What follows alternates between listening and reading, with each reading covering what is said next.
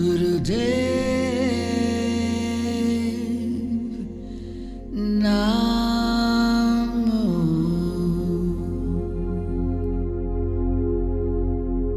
Om Namo Gurudev Namo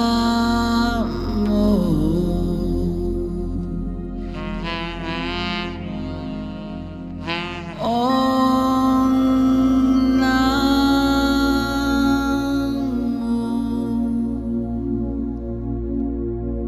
Gurudev Namo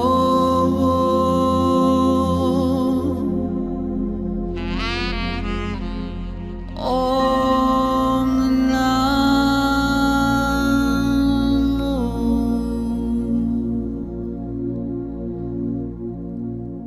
Gurudev Namo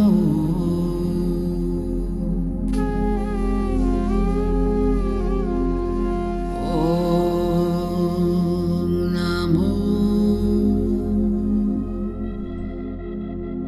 Gurudev Namo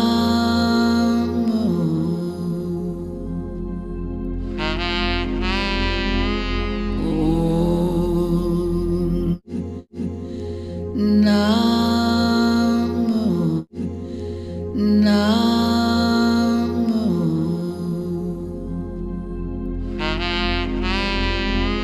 Om Namo Gurudev Namo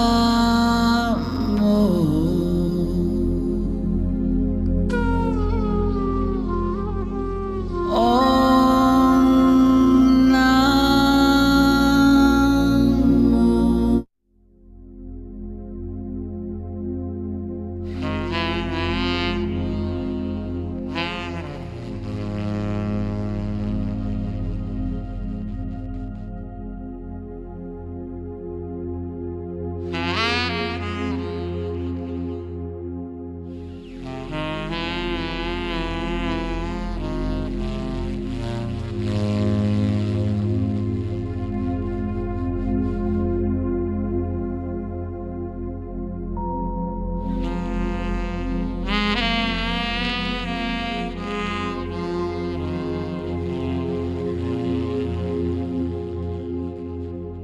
Om Namo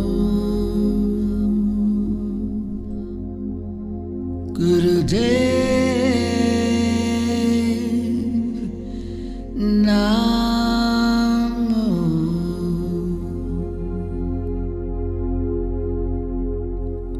Om Namo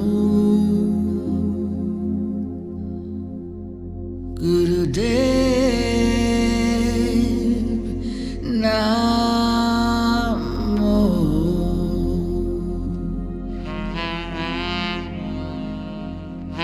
Om Namo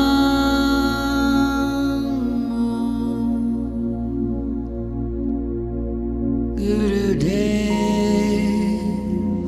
Namo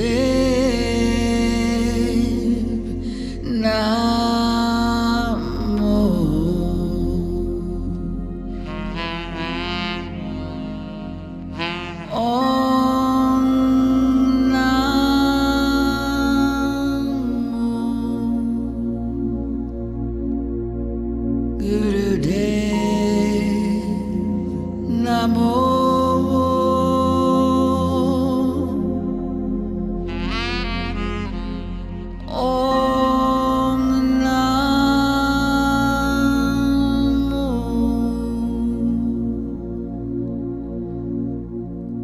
Gurudev Namo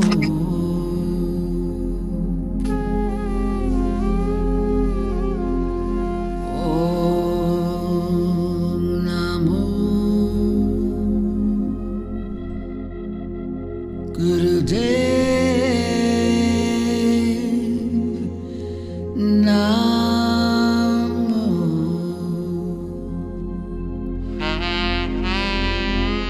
Om Namo Gurudev Namo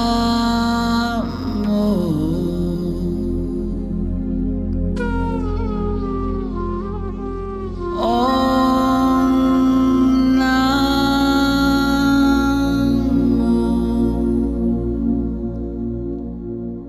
Gurudev Namo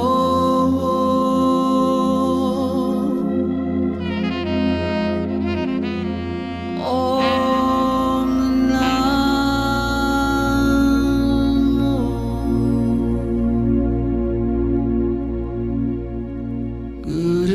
Gurudev Namo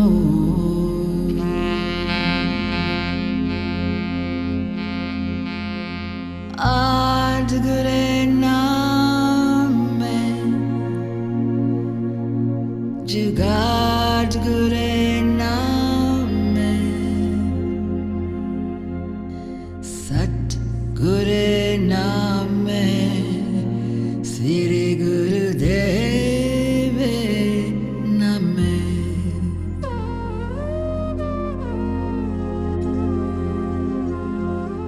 Ad Gure Name Jugad Gure Name Sat Gure Name Sri Gurudev Name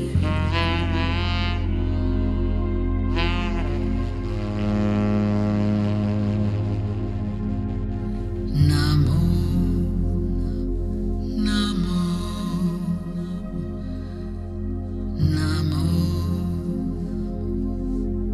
Namo Namo Namo Namo Namo Namo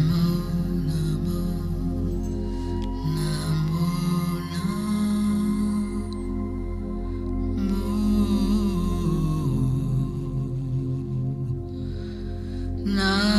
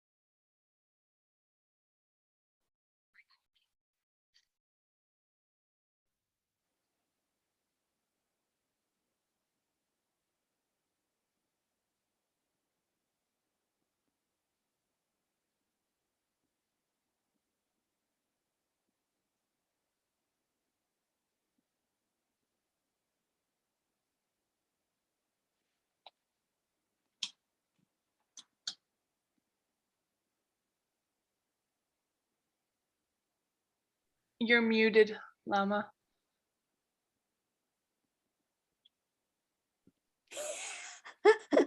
I love it when that happens.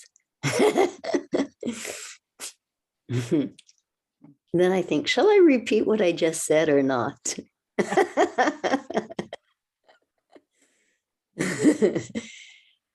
I'll repeat some of what I just said. So, what I just said was that today's Dalam is about the use of the guru, which it always is, right? Actually, all spiritual practice is about the use of the guru, and especially tantric practice is about the use of the guru. But I wanted to hold that as we do our asana this morning, but in a kind of a specific way. You know, I've been having these experiences in the last few days myself.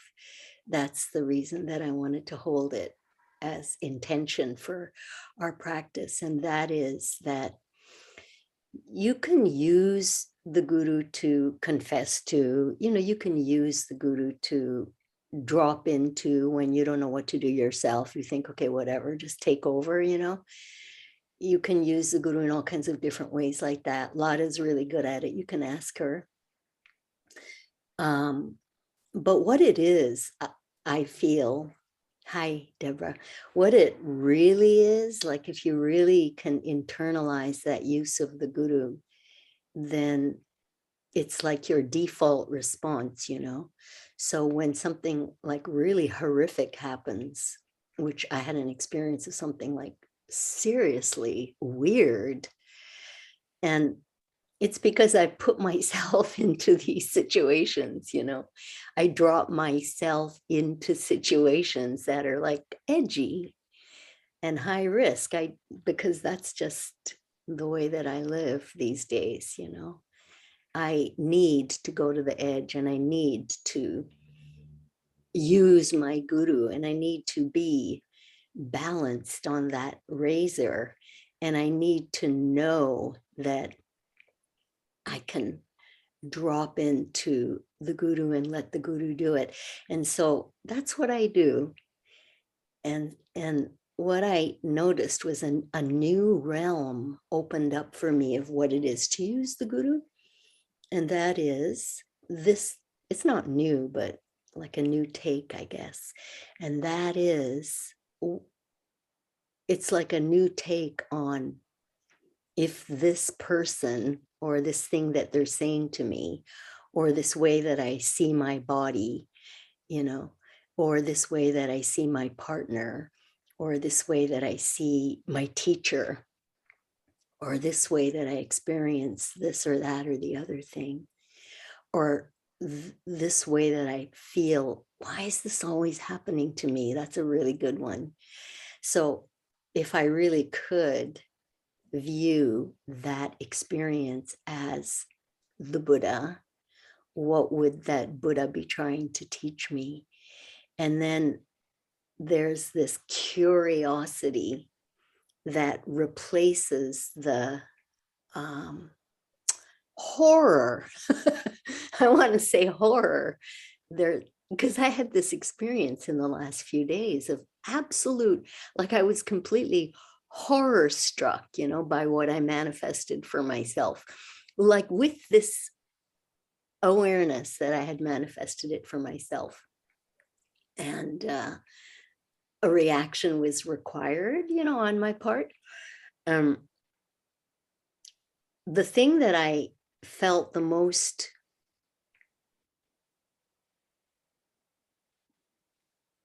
happy about, because there was nothing happy about the situation at all, but the thing that I was the most happy about was that I almost immediately went into curiosity, like, what the fuck is really going on here?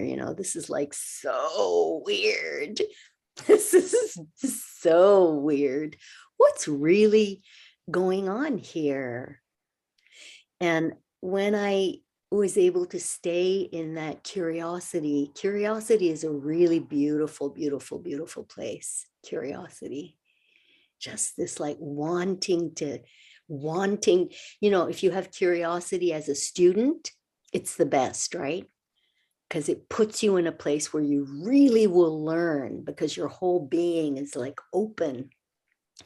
And curiosity is also the most useful, I find, in really, really awful, horrible, terrifying situations, just disgusting situations, weird situations, whatever it is that you've got going on. If you can drop into curiosity, like what's really going on here, you don't have to worry about, oh, what's the karma of this or that. It's not like that. Just be curious, just experience the situation as having something for you. It has something for me. There's some richness in here, which I have yet to taste. And it's the most functional, I feel like it's the most functional place to operate from, because it allows everything in, yes, you manifested your world. Yeah, you planted the karmic seeds, etc., blah, blah, blah, but that's it gets to be super tiresome wondering what those karmas were. And it's very, very boring, actually, frankly. What is much more interesting is a curiosity. And what's even more interesting than that is, wow, now I've got like a really superb manifestation of Bhairava, like the wrathful deity. Wow. How did I do that? Like the most wrathful deity imaginable, like sometimes it's the most juicy goddess imaginable, and sometimes I've got Vajrayogini going on, and sometimes I've got Bhairava going on. And Bhairava is the most wrathful, terrifying of the tantric deities, and has a very, very important part to play in the entire tantric system. So that's what I want to offer to you, is curiosity about everything that we do this morning in practice, and everything that you hear in Delam, and in fact, everything that happens in your whole life, and especially things like, for example, being so horrified by a situation that whatever, you want to call the police or like take some really crazy drastic measure. Okay, now I'm really done with this teacher, I'm out. Like anything like that. Maybe yes and maybe no, yeah, maybe you'll call the police, or maybe you'll drop the teacher, maybe you'll, move to a different country, or maybe yes and maybe no. But before all of that, or even while all of that, it's this curiosity that has the richest way to experience the situation, and provides the most fertile ground for the seed that you then want to plant. That's the most fertile place, to plant the seed. So something happens, you think curiosity, that's the fertility, that's the fertility, right? Where you can have that gap. You have that gap, and then you can think, oh, wow, wow, cool. It takes a lot of courage, I think, to allow, to have that gap, to sit in that gap and to arouse curiosity. It takes a lot of courage to live, generally, I would say. You don't, and by the way, you don't have to be a thrill seeker like me. You don't. Whatever needs to happen will happen for you, you think you want to live this peaceful, like kind of calm life, with a gentle teacher. That's beautiful and perfect, and shit will happen, just as it needs to. You know what I mean? Shit will happen just as it needs to, sooner or later, As my teacher, Paul Chek, used to say, either you pay today or you pay on Tuesday. One way, one way or the other. Whatever karmic seeds you have are going to ripen, So curiosity is quite rich.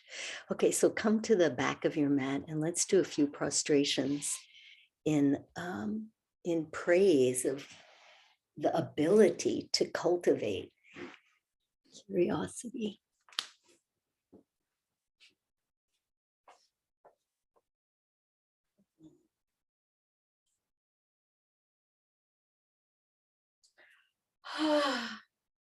Take a deep breath in, inhale, bring your prayer hands overhead.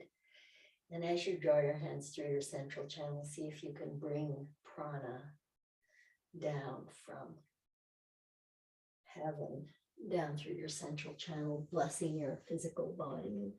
Bow deeply. Lengthen, Ardha Uttanasana. And exhale, drop to your knees and slide out. Reaching your arms back behind you, clasp your hands. Reach your arms away from you, your legs away from you. Lift your head, crown of the head reaches away from you in front. And then on an exhalation, draw yourself back to child's pose. And straight into Uttanasana. Back of your mat.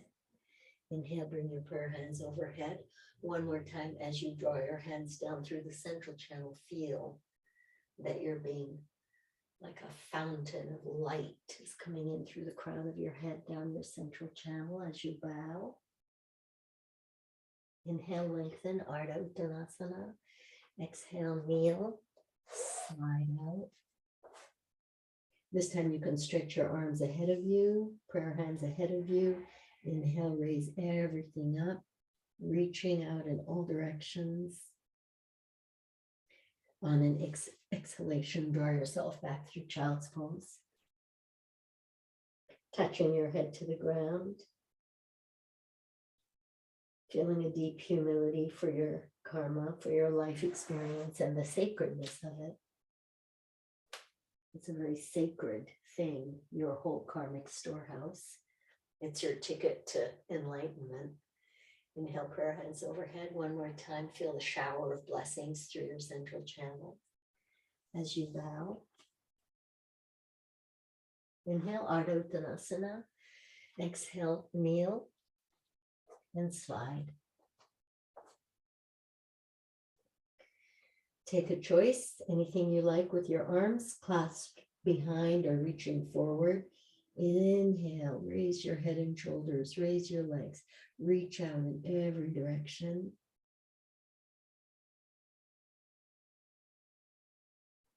And then exhale, press back. Child's pose, touch your forehead, feel the groundedness, the humility of this grand earth that's holding you. The grand crucible of the earth. The smaller crucible of your body, the containers for your practice, the reason that we're here. Inhale, prayer hands overhead. Okay, so now a couple of different options as you bow. Inhale, lengthen. Exhale, you can drop to your knees as before, or you can drop onto your hands, straight into a high plank and lower slowly down. We'll all meet face down here. Inhale, reach. And then exhale, stay here. Stretch your arms out to the sides. Roll over onto your right arm, bend your left knee, stretching the front of your right shoulder first of all. And you can clasp your hands behind if that's available for you, or just rest your left hand on your left hip. Deep breaths. Enjoying this experience, whatever this is for you. And then slowly roll back onto your belly and roll over onto your left shoulder with the left arm straight out to the side.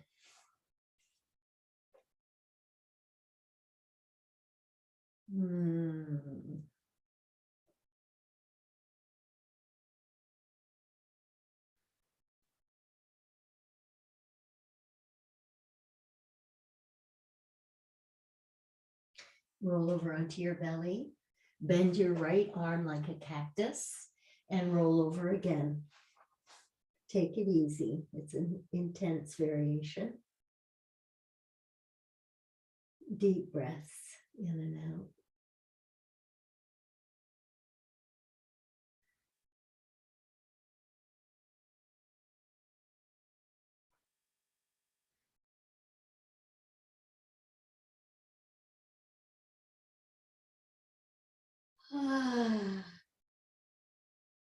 And then roll over onto your left cactus arm.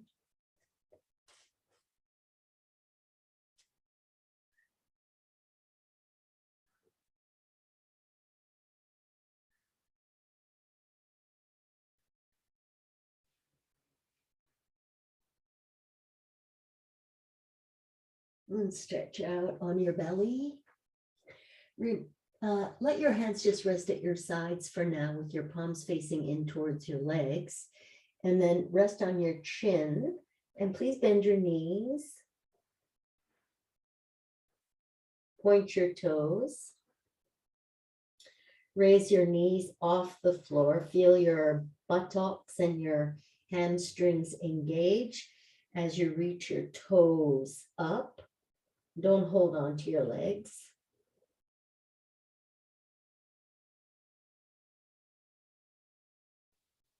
And then relax for a second, take a breath or two, and then prepare to grasp your ankles.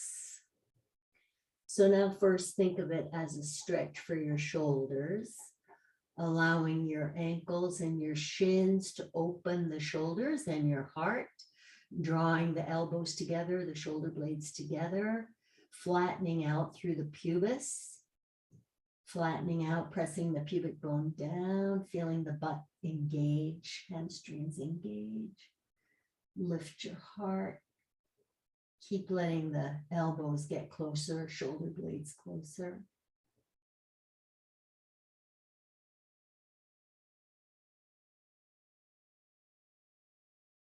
And then relax. Come into position for cobra with your feet about hips width apart and your toes curled under. And then please inhale, come up, letting the kneecaps float. Take a breath in, turn to your right, look over your right shoulder back to the front, and then exhale down. So twisting cobras. Inhale up, turn left. Back to the front, exhale down. That's one. Let's do 4 more.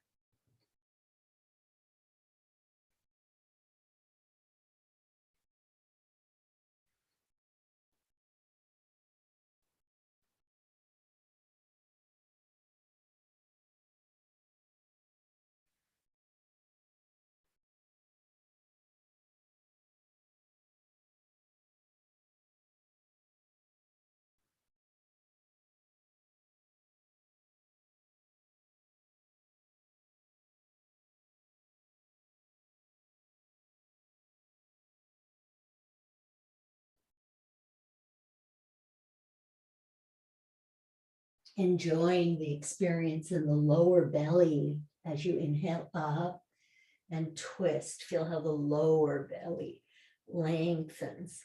So you kind of try to keep your pubic bone grounded and anchored.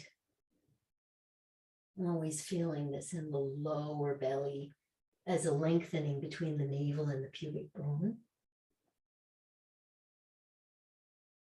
Now, when you finish your 5, exhale, lift yourself up to high plank, hold there. Reaching out through the heels and through the crown of the head. Pressing all your knuckles down. And then exhale to downward facing dog. Take some deep breaths here, in through your nose, out through your mouth with a sigh. Draw your chin into your chest and let your buttocks become generous as your sitting bones widen and lift. It's as though you're filling out your buttocks, kind of a feeling, right?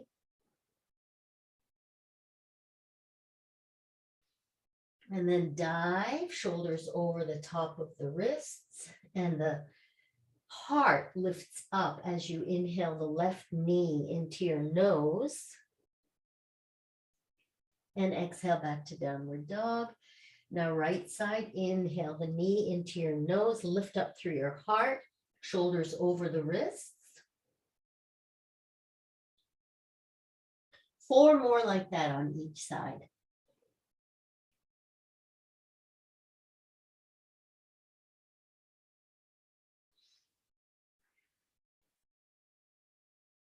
Exhaling as you bring the knee to nose.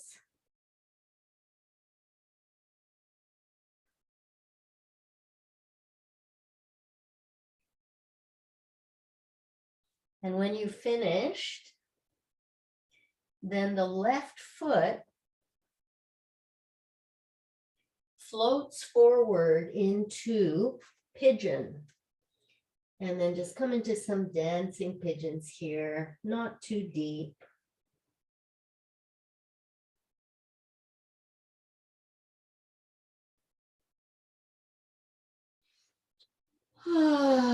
Supporting your dance with some very, very deep, voluptuous, generous breaths.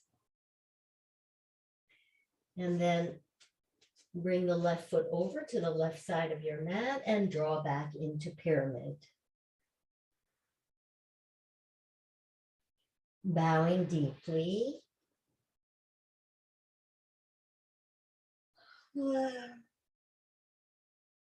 Having a kind of a curiosity about your own experience of your body this morning.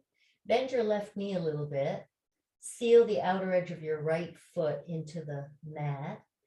Clasp your hands behind you, and as you lengthen your arms behind you, draw up the inner left leg into the pelvic floor,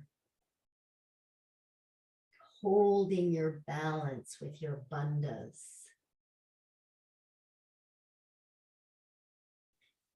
And then exhale. Inhale, dive forward a little bit, and exhale to downward facing dog. Come through a vinyasa.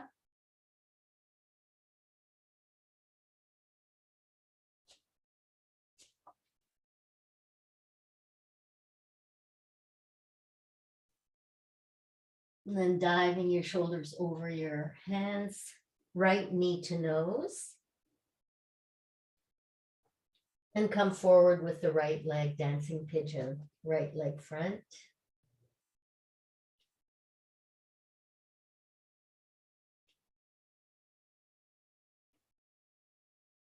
Maybe 5 dances, 5 or so dances like that.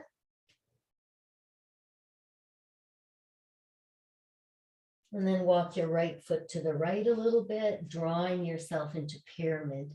Really pull through the inner right leg. Pull through the inner right leg. And that you have to counterbalance by sealing into the outer edge of the left foot. Feel yourself going into Mula Bandha here, very strong Mula Bandha. And then arms behind, clasp, reach the arms out, lift into your Mula Bandha. Both legs, hold your balance. And exhale. Inhale, and on an exhale, send your right leg back, downward facing dog, and come into vinyasa.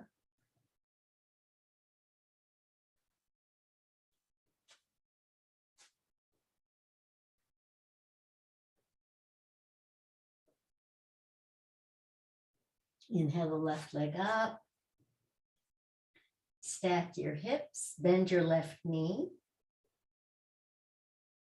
Keep both arms very strong, very straight, pressing into the base of the index finger of both hands. As you open your heart, check on your right kneecap, make sure it's tracking. And then swing the left knee forward.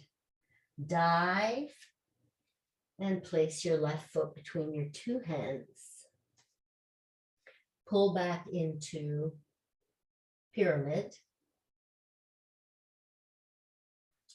And this time, put your right hand either on the inside of your left foot or on top of your left foot, pulling up both legs into Mula Bandha as you open into reverse triangle, twisted triangle.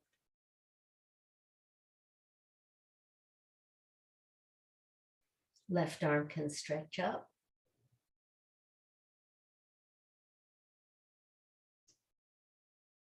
Both hands place. Come onto the curl your right toes and come into a high crescent lunge.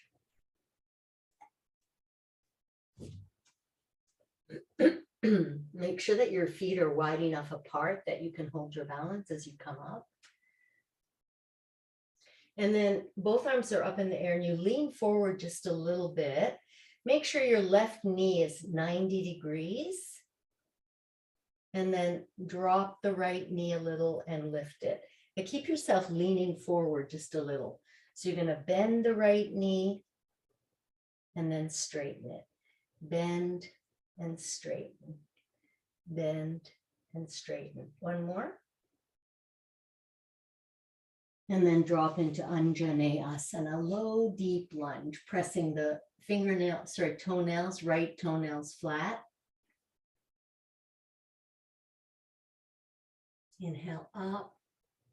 Maybe you'll float your right kneecap. Arch. Draw the right hip forward and then exhale, press back, downward facing dog. Come through vinyasa, your choice.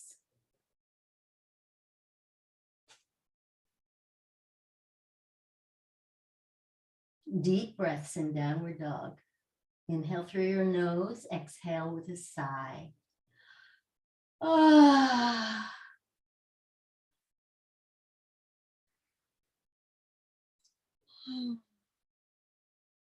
One more deep breath.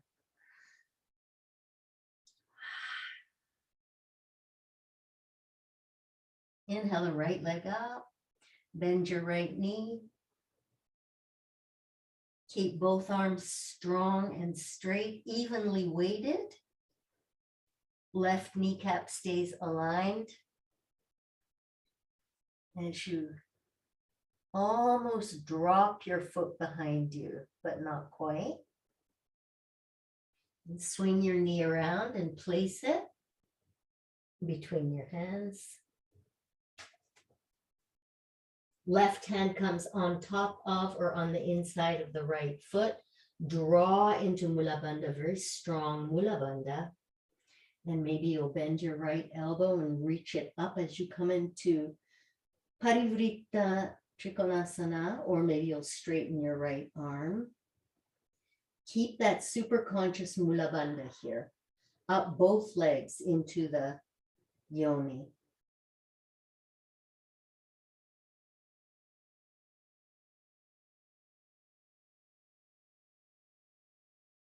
And then bring your right hand down, pivot the left foot, come onto your toes. Maybe you need to take the feet apart from one another a little bit in order to come into high crescent lunge. Arms are up. Press the left hip forward, pull back into the right hip crease. And then lean forward a little. The arms are still stretched up. Bend the left knee and straighten. Bend and straighten. Bend and straighten. Two more.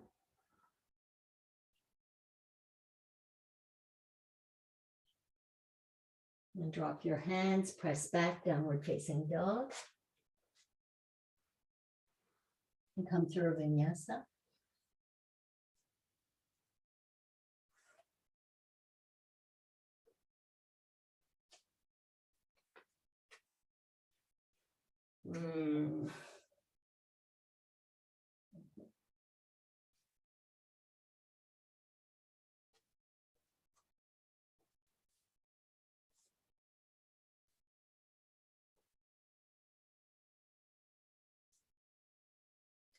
And from downward dog, take a few breaths, few more breaths.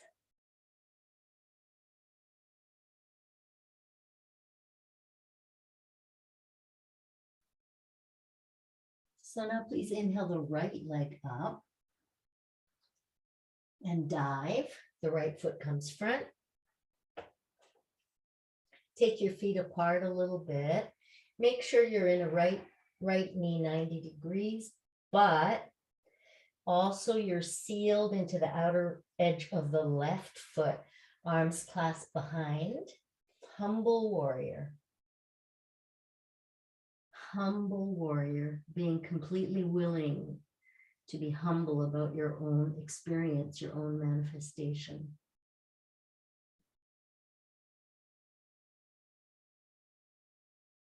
Inhale, lift up. Nigu Sky Archer facing forward.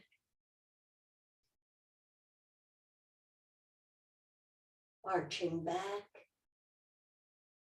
and back into humble warrior.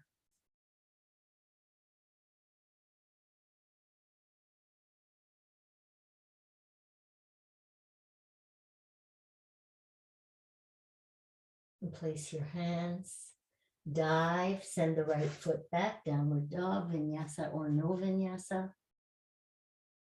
We'll all meet in downward dog to do the right side, or sorry, the left leg.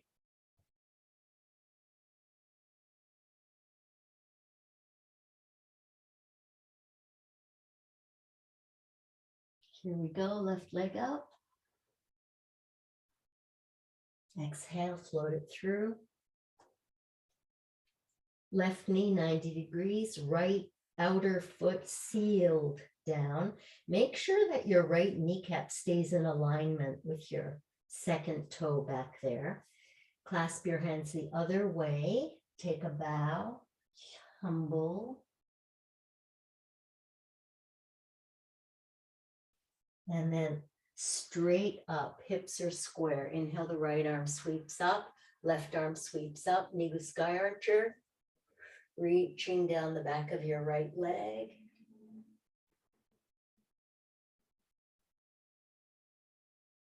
Reaching forward with the left arm back to humble warrior, finding the clasp and bowing. So then you bend into the left knee. Drop your hands back to vinyasa. Take it or leave it with the vinyasa.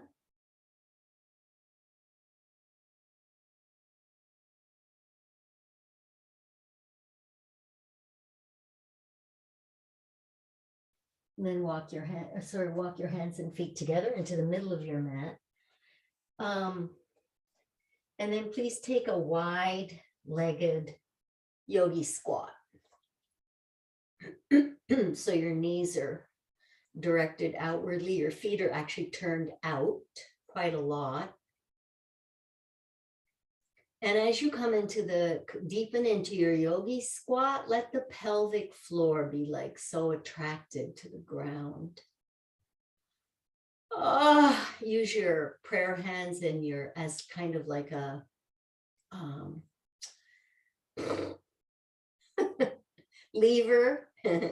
leverage to press the elbows into the inner legs, pressing the legs apart, keeping the knees tracking out correctly.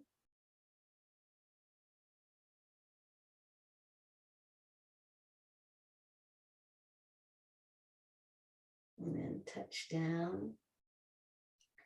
Hold the left knee over the second toe as you inhale the right arm up and look up at your right hand.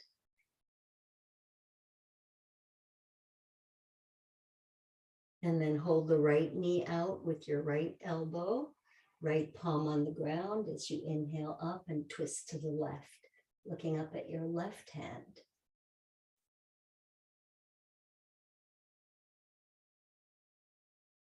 Hold both knees out. Come to standing. Come to a wide-legged forward fold. Deep breath in, lengthen a little bit, and then exhale, draw yourself in. And do that a few times. Inhale, lengthen, and exhale, keep drawing yourself in as though you wanted to send your head between your legs and back behind you. Inhale, lengthen, Ardha Uttanasana. Exhale, draw your head between your legs. And then begin to bend your knees a little bit and walk your shoulders in behind your knees. Maybe you could grasp your ankles from behind. So again, your shoulders are binding onto the inner knees, right? Bind your shoulders, if you can, onto the inner knees. Keep walking your shoulders underneath. Place your hands behind your feet, fingertips facing front, and drop back into your squat. So if you can fully weight bear on your hands, then maybe your toes will lift up.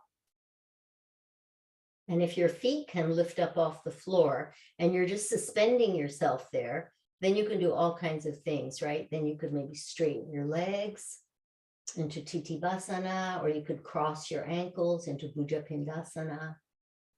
You can try, or just stay suspended, or just stay with your feet resting on the floor. And if you've played with hand balance a little bit, come back, release yourself forward and back into a standing forward fold.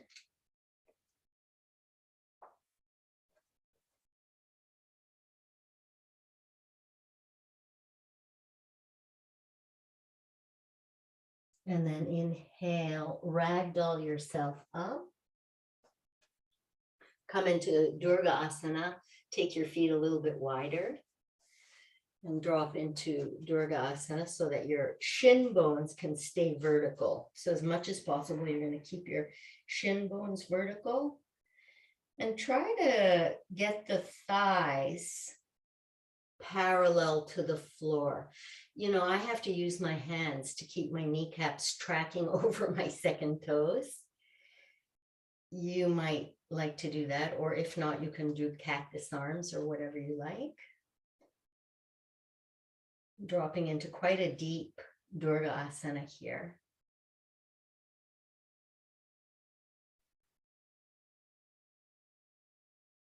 And then inhale, straighten your legs. Turn the left foot in, the right foot out a little bit, drop into Warrior Two. Keep facing the long end of your mat. Seal into the outer edge of your left foot, really powerfully here. So your torso is vertical. Now let's vertical the arms. And with the arms vertical, turn your face. Then horizontal your arms.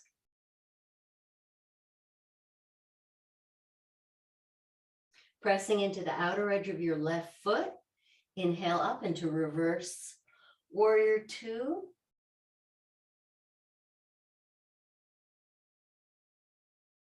And then reach way out with your right arm as you straighten your right leg, pulling into the hip crease. Keep this right side body long, okay? Can you keep your right side body long? Very, very, very long. Equally long with the left as you open the heart into Trikonasana. Keep the arms reaching out ahead of you, pulling in along both legs into Mula Bandha here. So Mula Bandha is holding you here, not your hand on your foot. Spinning your heart open, keep the right side body long. And then exhale. Inhale to come up. Exhale, turn. Left foot out, right foot in. Warrior Two.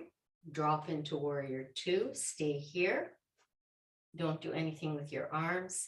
Just see that your left kneecap is tracking correctly Try to keep the left thigh parallel to the ground, sealing into the outer edge of the right foot. And so make sure that this right thigh is also externally rotating. This is very challenging to do.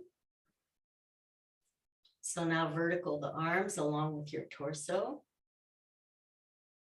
Press into the outer edge of the right foot. Turn your head and then horizontal your arms.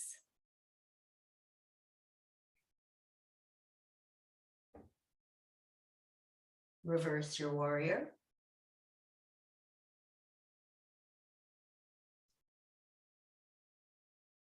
And as you straighten the torso, straighten the left leg simultaneously, drawing up both legs into the yoni for Trikonasana. Keep the left side body the same length as the right. Both are straight, you know, not rounding, but like really lengthened. Arms are out in front. Mula Bandha holds you here. Smile and breathe.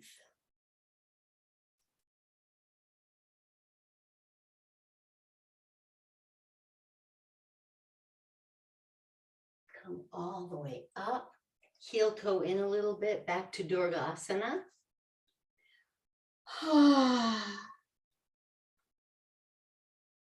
Holding this position, just hold here, just opening the legs.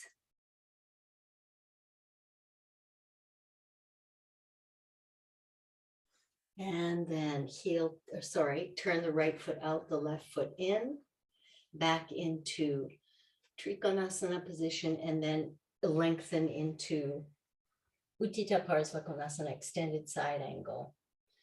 So you could bring the left arm up if you like, but try to keep the right arm free. Yeah. As though you're holding this huge beach ball. So you got to really seal into the outer edge of the left foot, seal into the base of the right big toe, and then draw Mula Bandha into the yoni, holding your torso long. Exhale, sigh in absolute rapture and smile.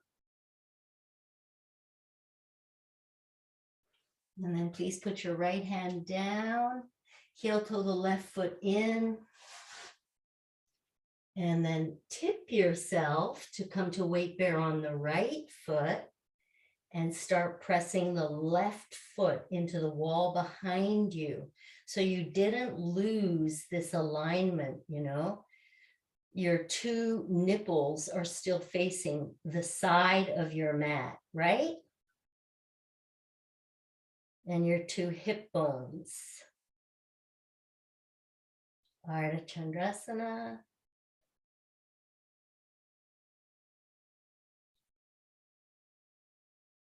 And then please face the front of your mat. Put your left hand down, reach behind with your right hand, grasp your ankle. Twisted Ardha Chandra Chapasana.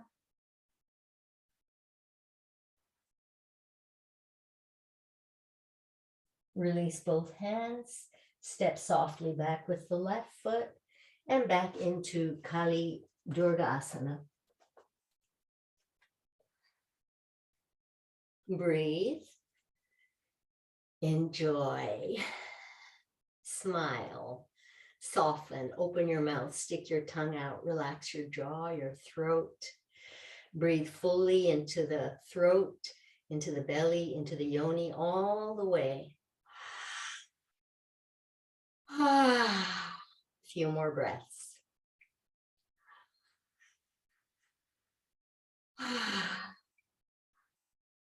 One more.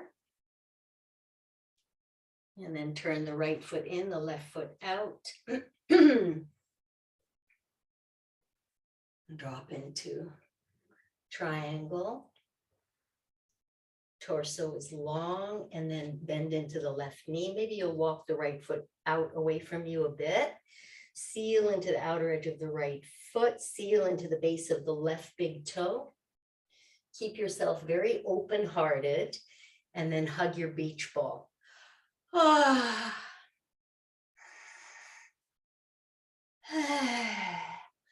stick your tongue out, relax your throat, your jaw.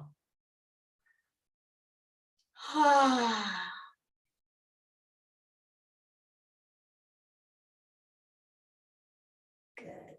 So heel toe the right foot in now, Ardha Chandrasana coming up.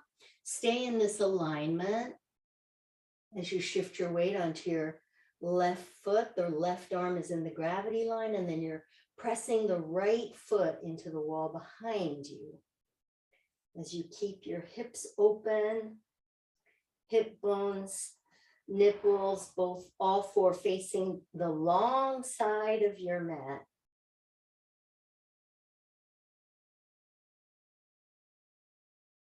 And then bring your right hand down, square your hips to the front of the top of your mat, reach behind and grasp your right ankle with your left hand, Ardha Chandra Chapasana.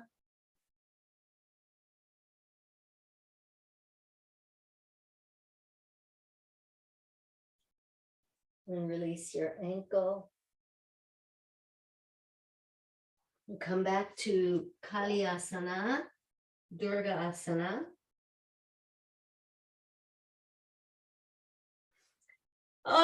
Shift your weight from one foot to the other in Kali or Durgasana. Lifting one heel at a time is good.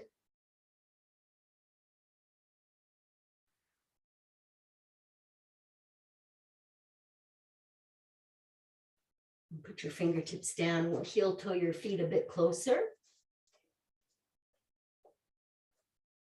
You're facing the long side of your mat. Your feet are a little bit more than hips width and you're just folded over.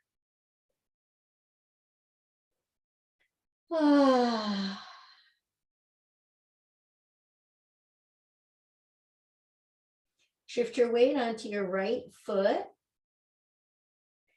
and come onto the left toes in that folded over position. Maybe you'll walk your feet a bit closer together. And then in that folded over position with the left knee bent, you're going to ragdoll yourself up. So the left knee is still bent. Bring your fingertips of both hands up to the crown of your head. And then draw the knee up, the left knee up. So you're standing in this variation of Padangusthasana. And then stretch your left leg out. Keep tapping the top of your crown. The right leg is super strong. It's feeding prana into your yoni from the earth. Feel it feeding the prana in. Draw the knee in. Use both your hands on your shins. Keep that upward movement through the crown. And stick your tongue out. Relax your jaw, your throat. Keep your mouth open as you breathe into the throat, the belly, the yoni.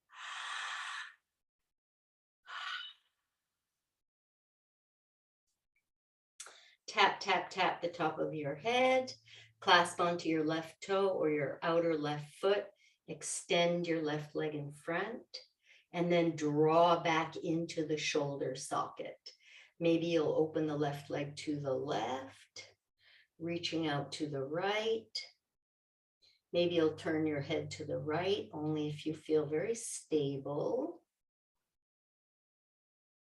And plant your left foot into tree. Bring the hands to prayer. Seal them at your heart. Open your mouth. Breathe into your throat, your belly, your yoni. All the way down. 2 more breaths. Last one.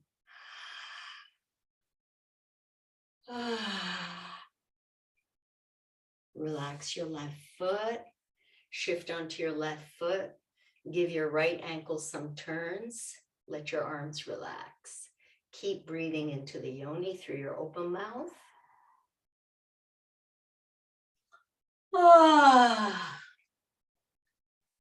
And give yourself a shake from head to toe.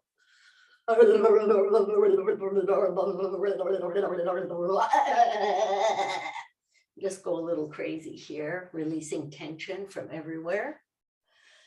And maybe some Kati Chakrasanas, whatever you feel your body needs to do to release tension.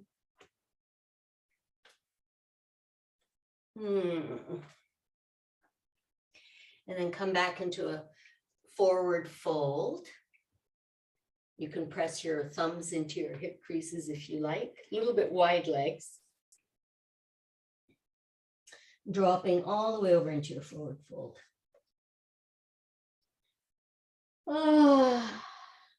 Shift your weight onto the left foot, bend your right knee, toes on the ground, ragdoll up, all the way up, all the way up, all the way up. Both sets of fingertips tapping lightly on your crown as you shift your weight into the left foot. And then the right knee is attracted up to that tapping crown. And you're drawing the force of the earth all the way up the left leg, feeding your yoni with the earth energy. Meanwhile, breathing through your open mouth, breathing into the yoni from your open mouth, drawing prana up the left leg from the earth. And then keep the left hand tapping as you reach for your right foot, right toe, tap, tap, tap. And then draw the right arm back into your shoulder socket before you take the leg out to the side.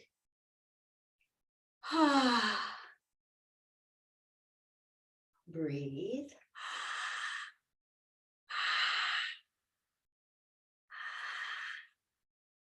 And then tree. And please pray in your tree here.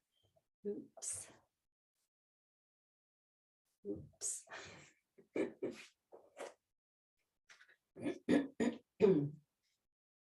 Praying deeply in tree pose.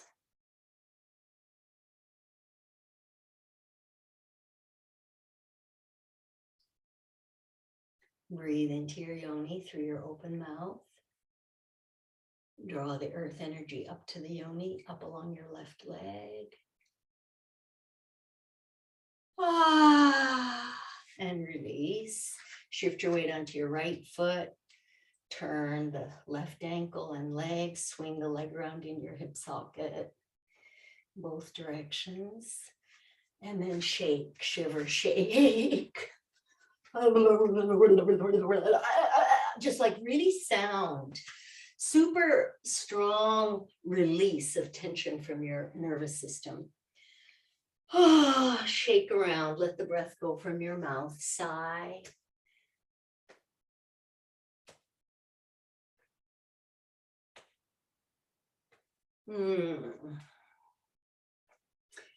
All right, so still facing the long side of your mat, I guess, right? Are we all on the long side of the mat? I think so. I'm going to drop into Utkatasana chair. Keep your big toes touching and the heels are a little apart so that the outer edges of the feet are kind of parallel. And as you sit deep into your hip creases, the inner knee points want to be very, very attracted to one another. Come into prayer or arms stretched out or up as you like, but keep your torso not upright, but lifted, your heart lifted, sitting deeper into your chair here. Sitting deeper, reaching for the stool, the little seat. And then inhale up, lengthen the legs, exhale, fold. Inhale, lengthen, come back into chair. This time, stretch the left arm out in front of you, thread the right arm behind. Maybe you'll bind onto the top of the left thigh if your arm is giving you that length today. Preparing to come into a twisted prayer. I love that, twisted prayer. And then bring the left arm across, bind onto the outer right thigh. Try to keep the two knees level with one another. as you lengthen through the crown and then twist. Options here, open, spread your wings, come into Ekapada Konjasana, hand balance if you want.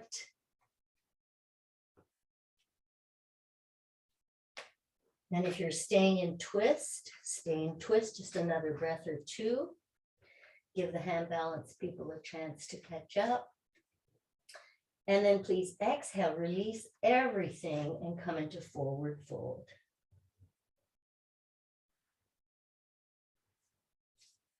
Inhale through your mouth, all the way down through your open throat, your open belly, into your open yoni. And let the breath go.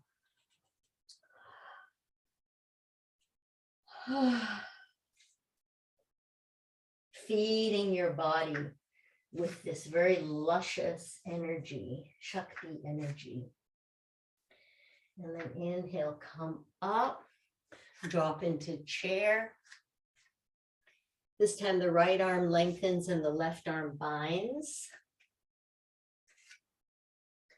Keeping the knees level with one another, have a look at them. Sit deep into your hip creases. And then you can bend your right elbow. Give yourself a hand, binding the right elbow to the outer left knee, finding length through the crown to twist. Maybe you'll spread your wings.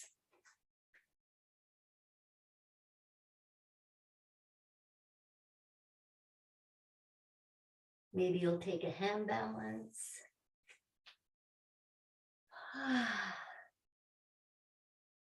And when we're all back in twisted prayer, you can release your twist and fold and breathe.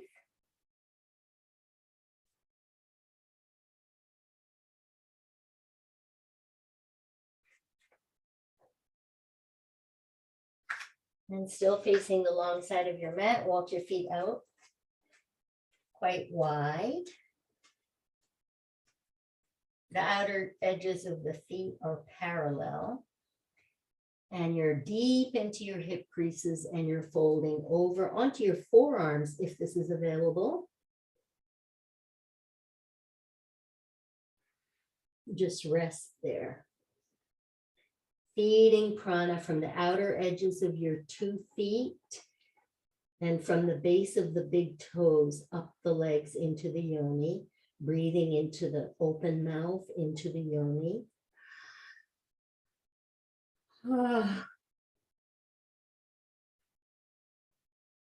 If you like, you can rest your head, crown of your head.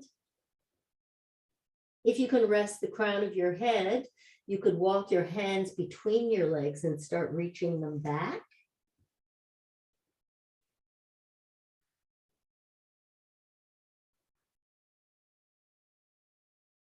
Maybe you'd like to grasp the ankles, or maybe you want to come into a tripod headstand.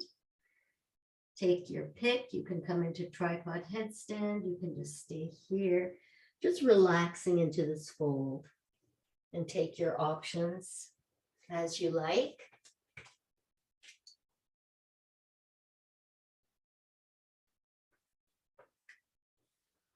Oh, beautiful.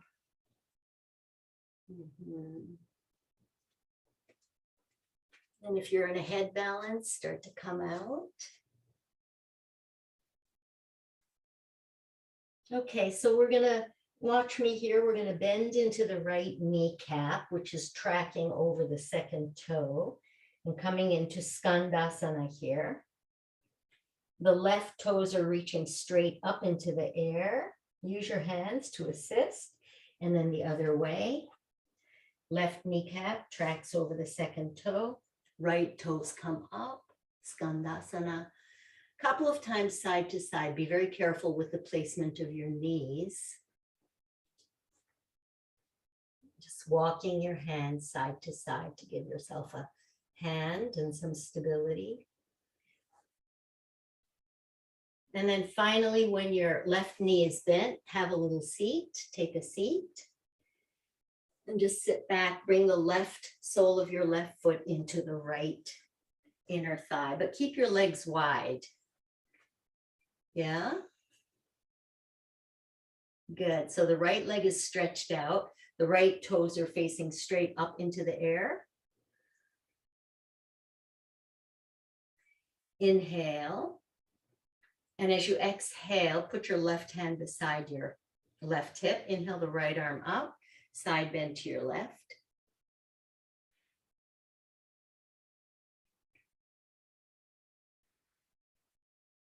Inhale the right arm up. Exhale the right hand to your side. Inhale the left arm up, side bend to your right. And now really begin to side bend to the right. Reach the right arm along the right leg, inside or outside. Maybe you'll put the right elbow down on the inside of your right leg. Maybe you'll reach and bind onto a toe. Keep both sitting bones anchored as you keep side bending to the right.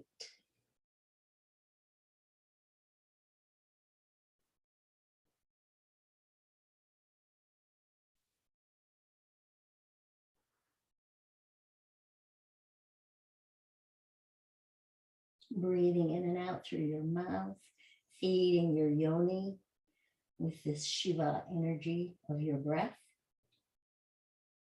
And then inhale the left arm up. As you exhale, twist to your right foot. And then reach the right sitting bone back as you yearn to kiss your right toe.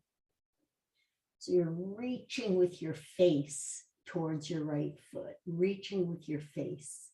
And then eventually maybe you'll bow.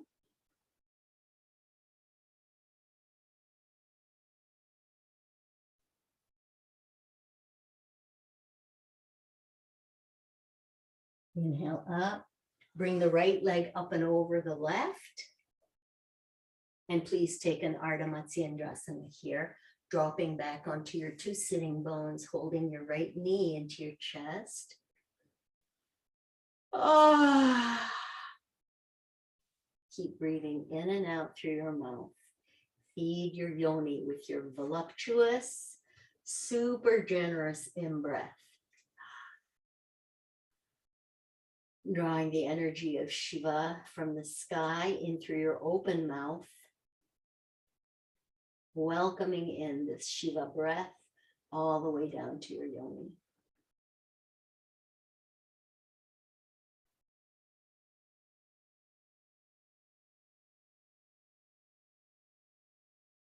And taking any variation with your arms that is not harmful to your shoulders. Lengthening your torso, reaching through your crown for that breath.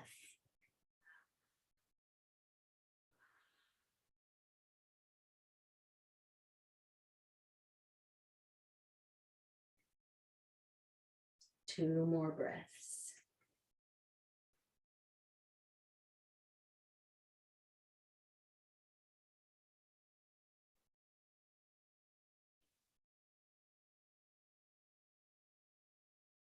Okay, listen carefully. Bend your right knee in front of you, 90 degrees. Make sure that you have clearance to bend the left knee behind you, 90 degrees. Turn to your right and drop yourself down, trying to bring the left rib cage all the way around and down to the ground. So you need lots of room so you can stretch your right arms out, your two arms out ahead of you, way out ahead of you. Supine 90-90 twist.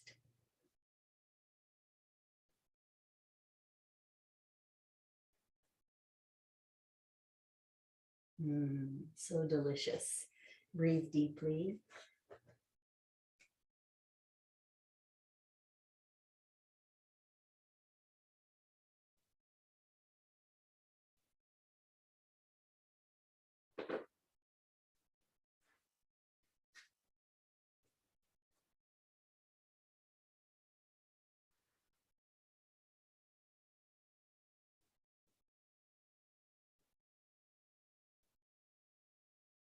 Inhale yourself up. And then come back to your deep squat for a moment.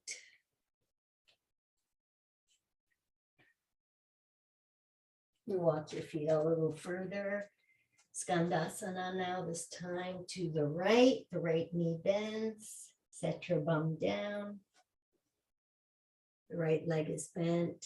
And then bring your sole of your right foot into the left groin.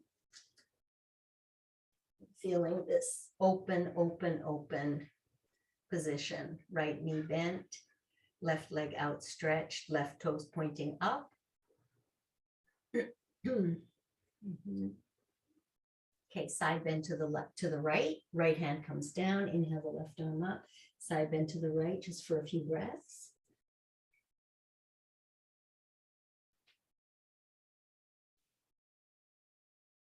And then inhale the left arm up, set it down, the left hand down to the outside of your left leg. Inhale the right arm up and side bend to the left.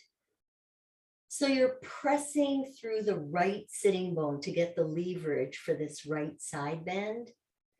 And it's rounded, it's a side bend, not like a triangle. Like the left side of your body is shortening more and more as the right side lengthens more and more. Maybe the left arm slips to the inside of your left leg. Maybe you rest on your elbow. Main thing is that you keep the right side body as long and rounded as you can.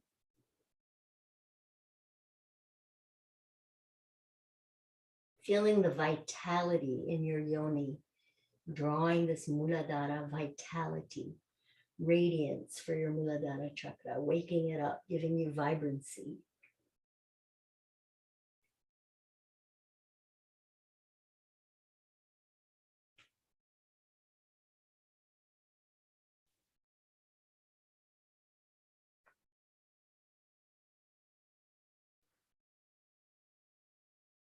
One more breath. Inhale the right arm up. Exhale. And as you turn to face your left leg, you have to almost walk the left sitting bone back. So you get very deep in the left hip crease. And then reach as though you wanted to kiss your toe. First with your face reaching towards your foot. The right foot, meanwhile, is pressing into the left groin. And eventually bow your head.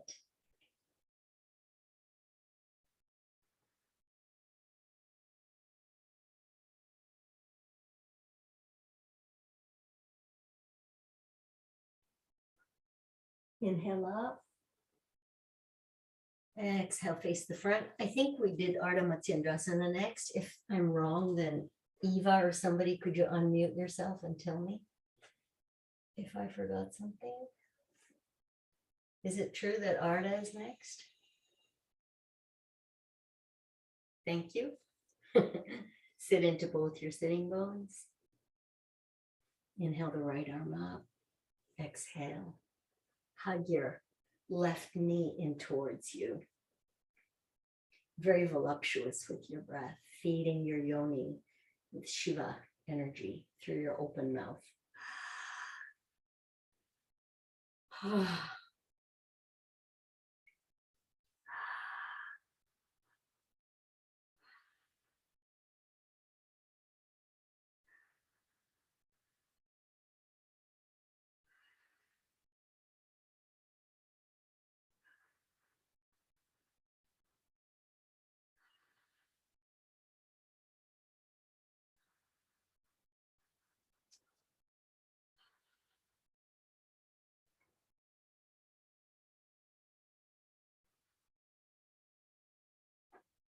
Okay, inhale back. So now, let me see. I think you need to bring the left leg in front, the right leg behind, or whatever. Make sure you're twisting in the opposite direction here. Supine 90-90 twist. Bringing the right side of the rib cage down. Lengthening your body out as much as you can, reaching your arms forward, forward, forward, forward.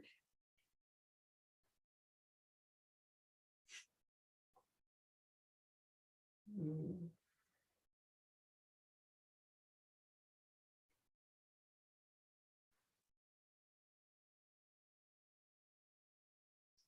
Okay, so I'm having an awareness that I forgot to do a few things on one side with the Anjaneyasana or something. So I want to do some back bends here just to right that, to make that more balanced.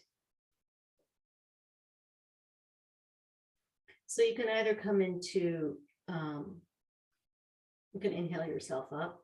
You can come into position for camel, Ustrasana, or if you prefer, you can do Urdhva Dhanurasana, or you can do a standing back bend as you like.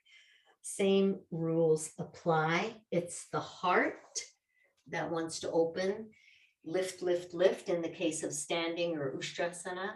In the case of Urdhva Dhanurasana, the heart wants to reach, reach, reach, reach. And if you're in Urdhva Dhanurasana, is anybody going to do Urdhva Dhanurasana? Yeah, Eva, okay, so you're good. You go ahead and do it. So if you're doing camel or standing back bend, you're going to anchor yourself through the knees or through the feet, and that leverage gives you the ability to lift the heart and bring the heart all the way up to Shiva in heaven, all the way up. Same with Urdhva Dhanurasana. And if you're in Urdhva, the knees are going to reach away from you as the heart lifts up.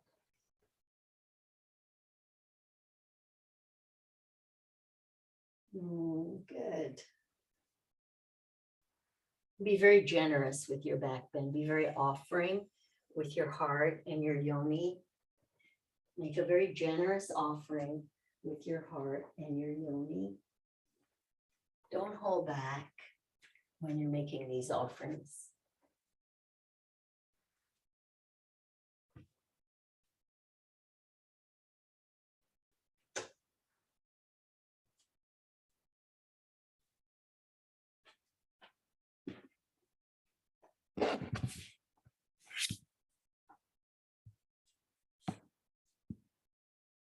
Beautiful. So as you're ready, begin to release yourself out of your back bend. And wherever you are, please lie down on your back and do some double knee twists side to side.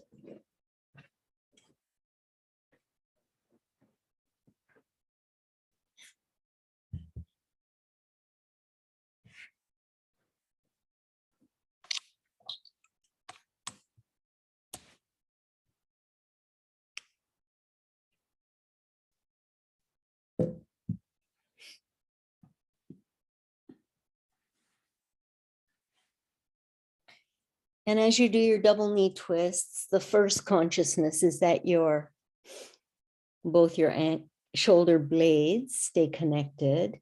The second consciousness is that you have a little ball that you're squeezing between your thighs.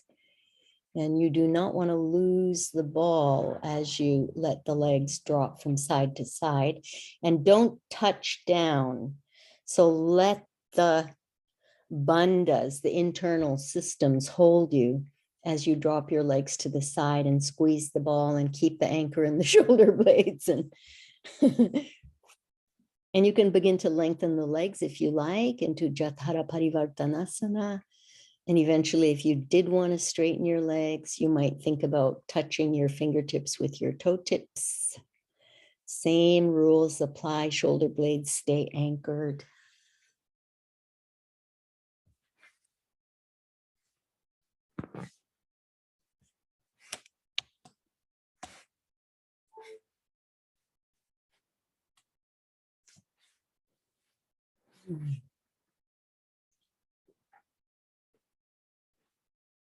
And then please do one more on each side and come to settle.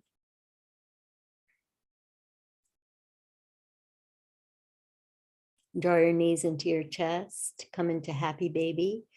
Wide knees. Rocking from side to side. Getting as deep as you can into your hip creases, into your knee creases. Maybe you'll stretch your legs out, lengthening them, and try to come flat on your sacrum. Be very voluptuous here, completely opening yourself up.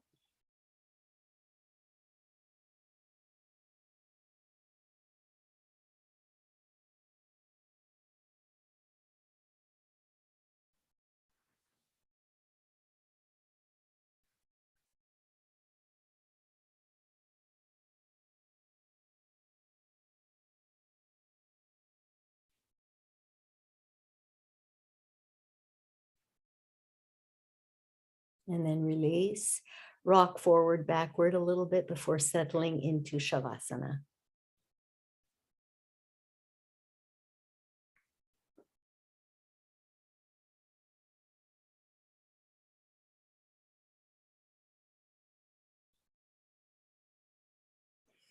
And then please settle into Shavasana.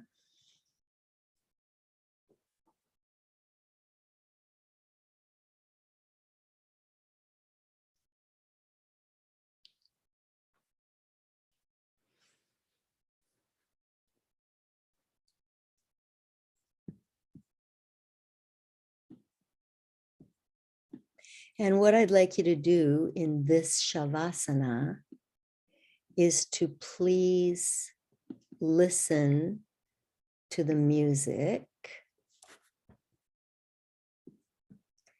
and listen from your heart. Listen from your heart.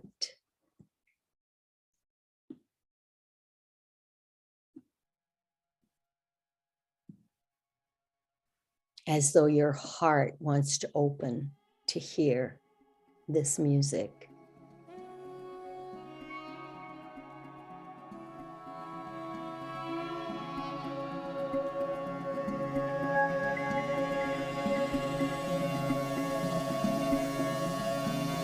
На той горі церква строїлася, а в той горі стоїть три гроба.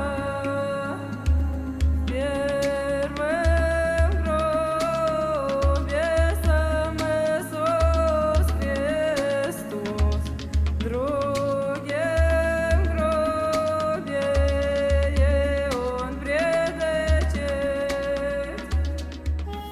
So your heart lifts more and more and more to be able to listen to the music.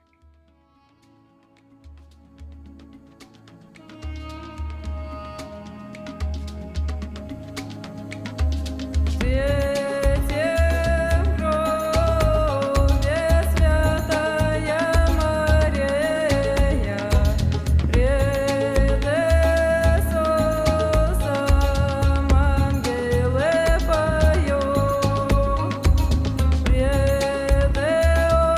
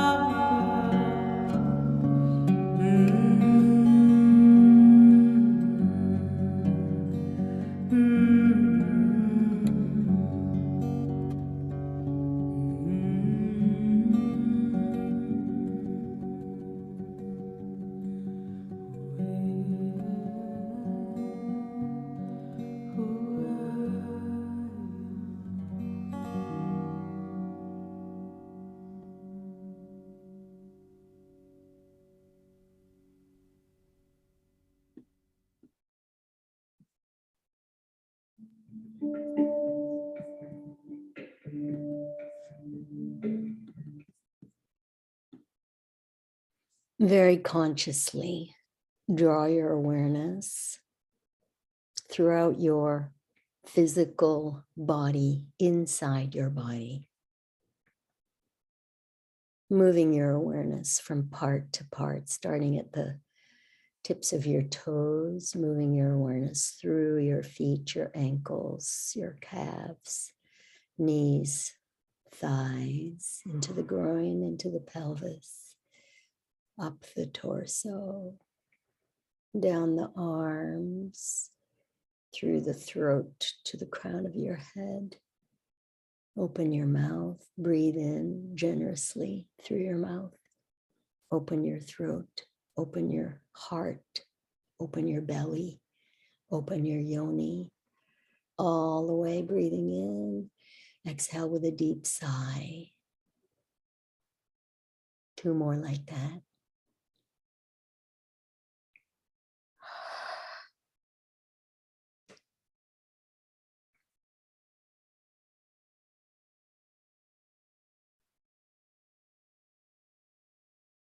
Stretch your arms overhead and stretch generously in all directions.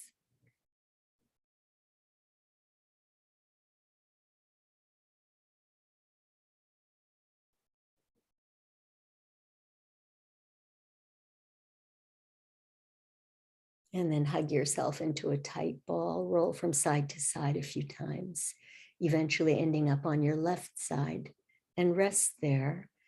Take a few conscious breaths deep, deep into the yoni. Feeling the breaths as they arrive in your yoni very consciously.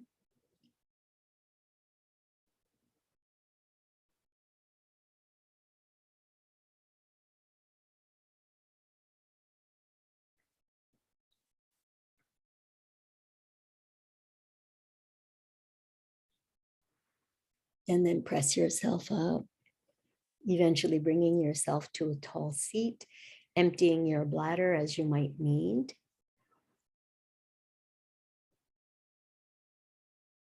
No water in for now, just water out if you must.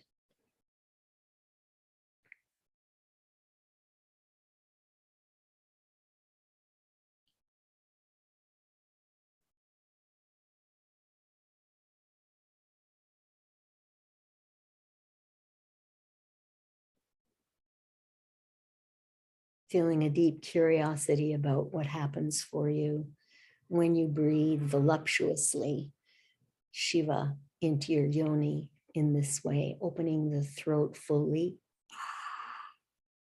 opening the heart fully, the belly, and finally the entire yoni. Just it yawns open to receive this breath.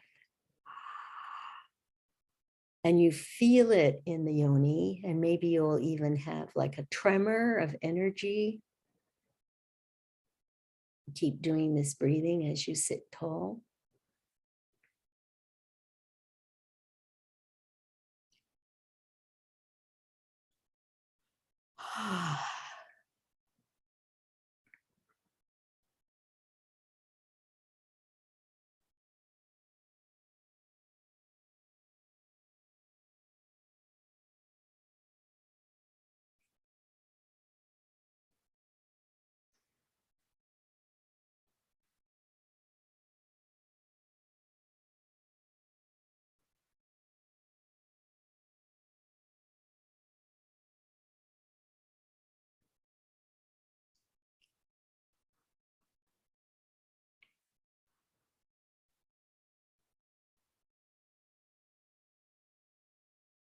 And then relax your mouth, relax your jaw. Feel the effects of this kind of breathing on the yoni space and the capacity to increase an experience of pleasure just through the breath like this. Heat, pleasure, maybe some kind of juicy svadhisthana quality. And simply allow your pelvis to receive this kind of waves of pleasure. Just be curious about it. and what happens with that energy. And from this space of complete curiosity, almost like a child, begin to experiment. What would it be like to stop your pee, and with your eyes closed and your consciousness fully in the yoni area, begin to activate those muscles and that energy, which would be activating if you actually were trying to stop yourself from peeing, the urethral sphincters, just those muscles at the front of the pelvic floor.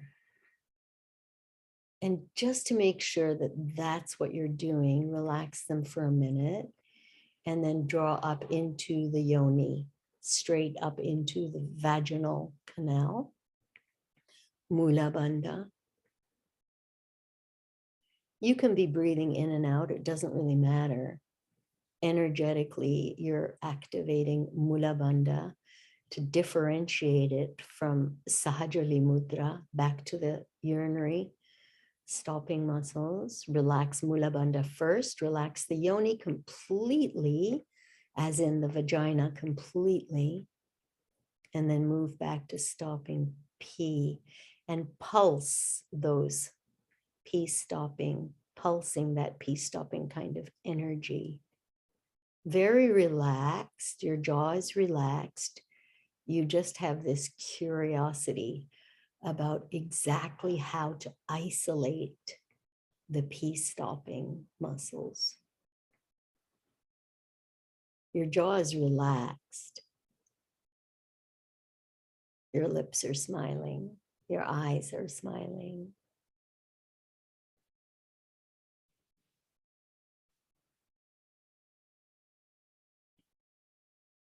Pulse, pulse, pulse, pulse, pulse, pulse, pulse, pulse. Count 21 more.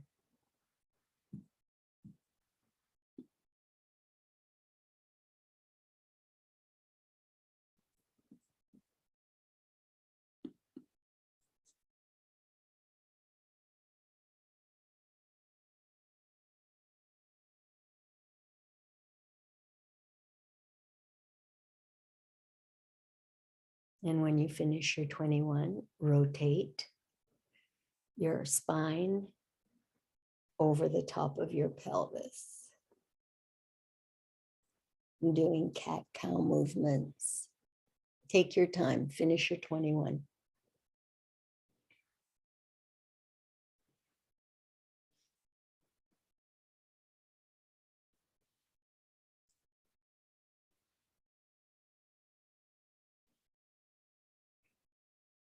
And then rotate the other way.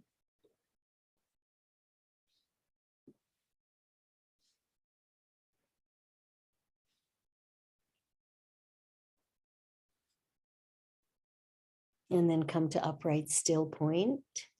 Once again, open your mouth, relax your jaw, smile your eyes, and breathe the breath of Shiva into your yoni. Feeling the whole central channel open as you receive this breath. And it's a receiving rather than a taking. Can you make the energetic difference in your system between taking a breath and receiving a breath? When you receive the breath through your open mouth, it has a different quality. Receive the breath of Shiva in through your open mouth, your open smiling mouth, into your open smiling heart, your open smiling belly, and your open smiling yoni. And keep breathing like that until you want to squirm with pleasure, but don't squirm with pleasure. Just keep receiving this breath of Shiva. Becoming very conscious of the effect this has in your yoni, in your Svadhisthana chakra, your Muladhara chakra. And if you feel like laughing, then it's really opening the Manipura chakra.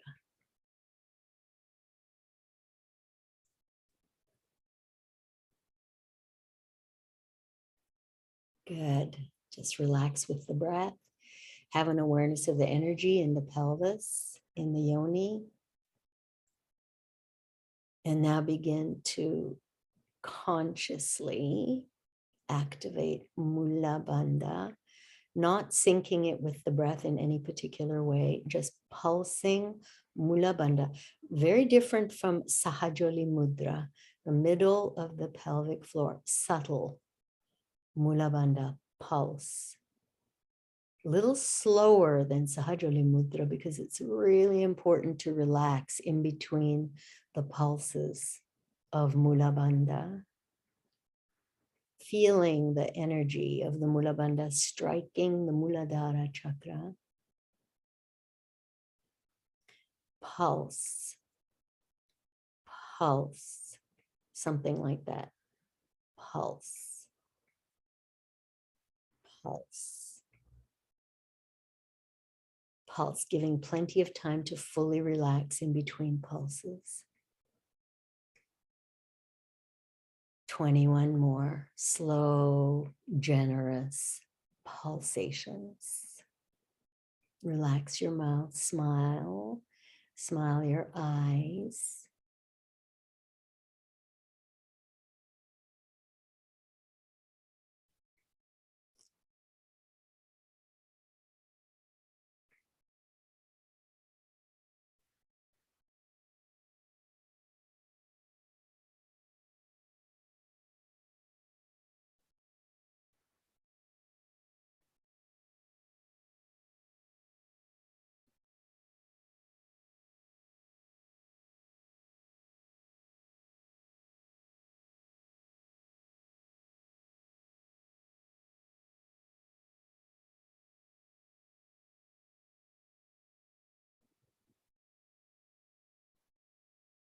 And when you finish your 21, go back to pelvic circles, swirling this energy around in your pelvis.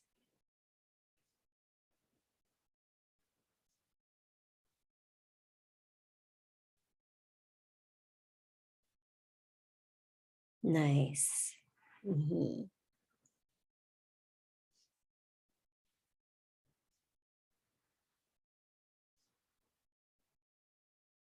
Switching directions.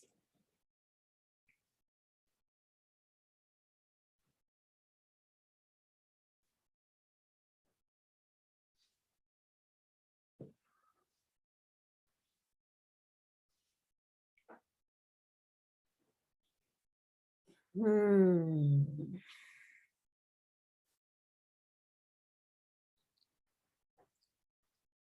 Good. Come back to stillness. Anchor yourself into the earth. Pachamama through your sitting bones. Feel her energy, draw it up. Feel the energy of Shiva. Open your mouth. Receive the breath of Shiva through your open mouth. Open your mouth. Open your heart. Open your belly. Open your yoni. Simultaneously receiving Gaya Maya through your sitting bones, receiving the breath of Shiva all down through your central channel into your yoni, bathing your yoni with the light, the glory, the consciousness of Shiva. Relax, smiling your lips with your open mouth. Ah.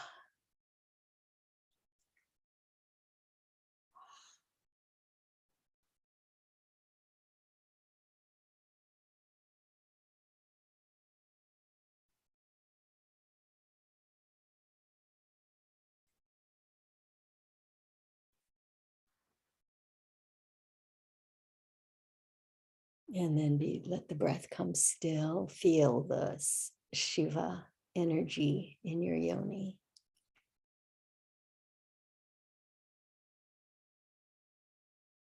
Like an ocean of bliss. And then begin Ashwini Mudra, the anal sphincters. These are quicker. Imagining that you're keeping from passing gas. And feel these as they strike Svadhisthana chakra, just above the tip of the tailbone. Try to zero in on the Svadhisthana location as you pulse, pulse, pulse, pulse. Maybe you can experience the orgasmic energy here of the anal sphincters. They have very strong ability to generate orgasmic energy. In fact, from a physiological point of view, there are more nerve endings in the anus than in the vagina.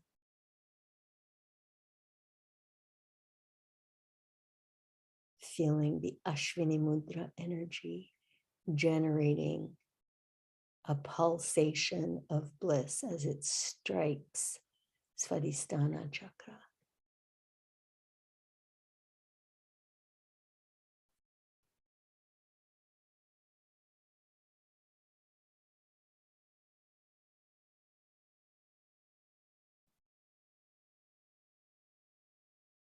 "21 more."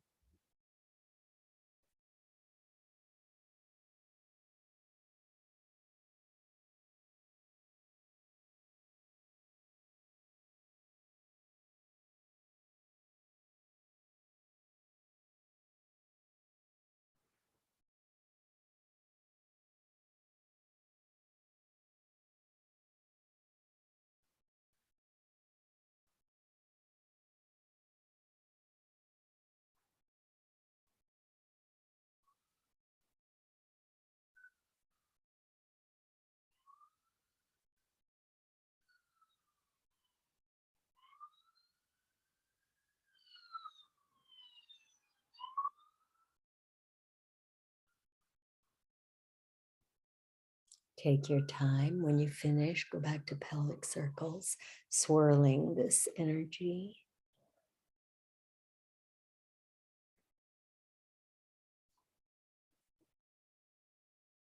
Stirring this energy, swirling this energy.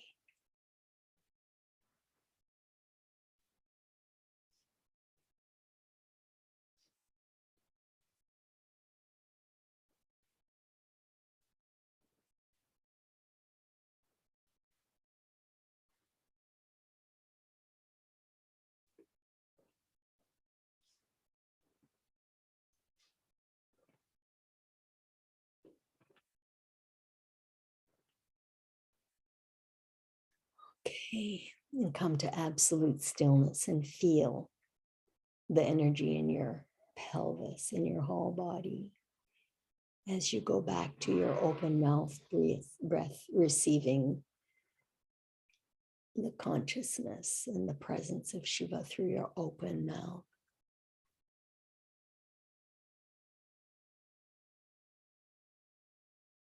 Feeling the breath as you receive it into your mouth and into your heart, into your belly and into your yoni.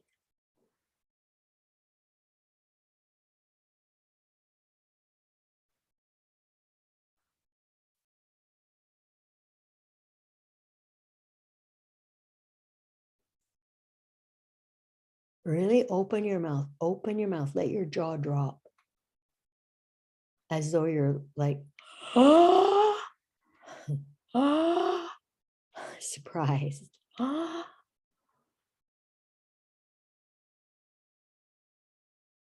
Uh-huh. Yeah, as though you're yawning.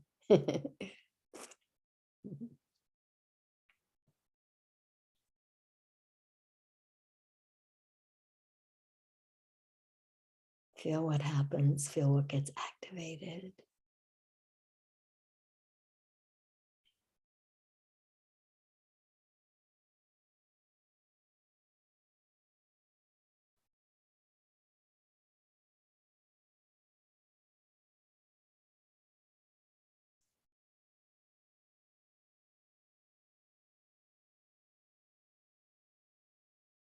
Yeah, good. Now just come to stillness, relax your jaw, and just feel the effect in your body.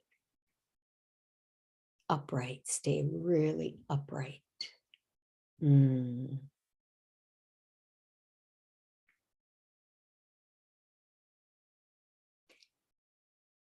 And then let your consciousness come to your Ajna chakra, rising up.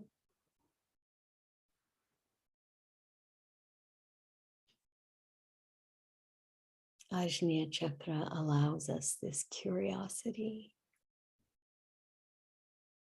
which gives us the discriminating wisdom through the Vishuddhi chakra, through the throat,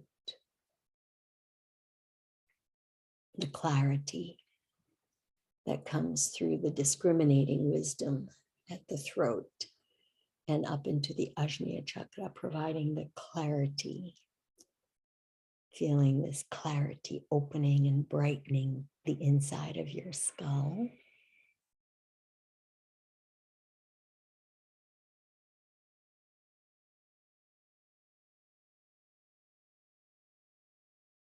Allowing you this curiosity.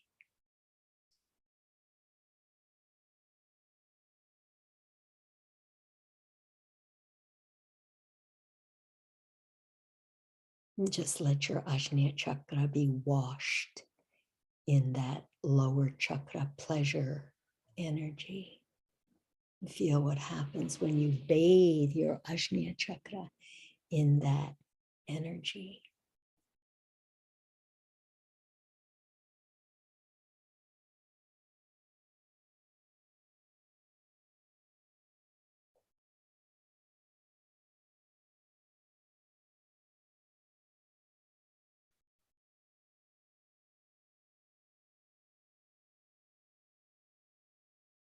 Feel what happens when you fill your skull with that bliss.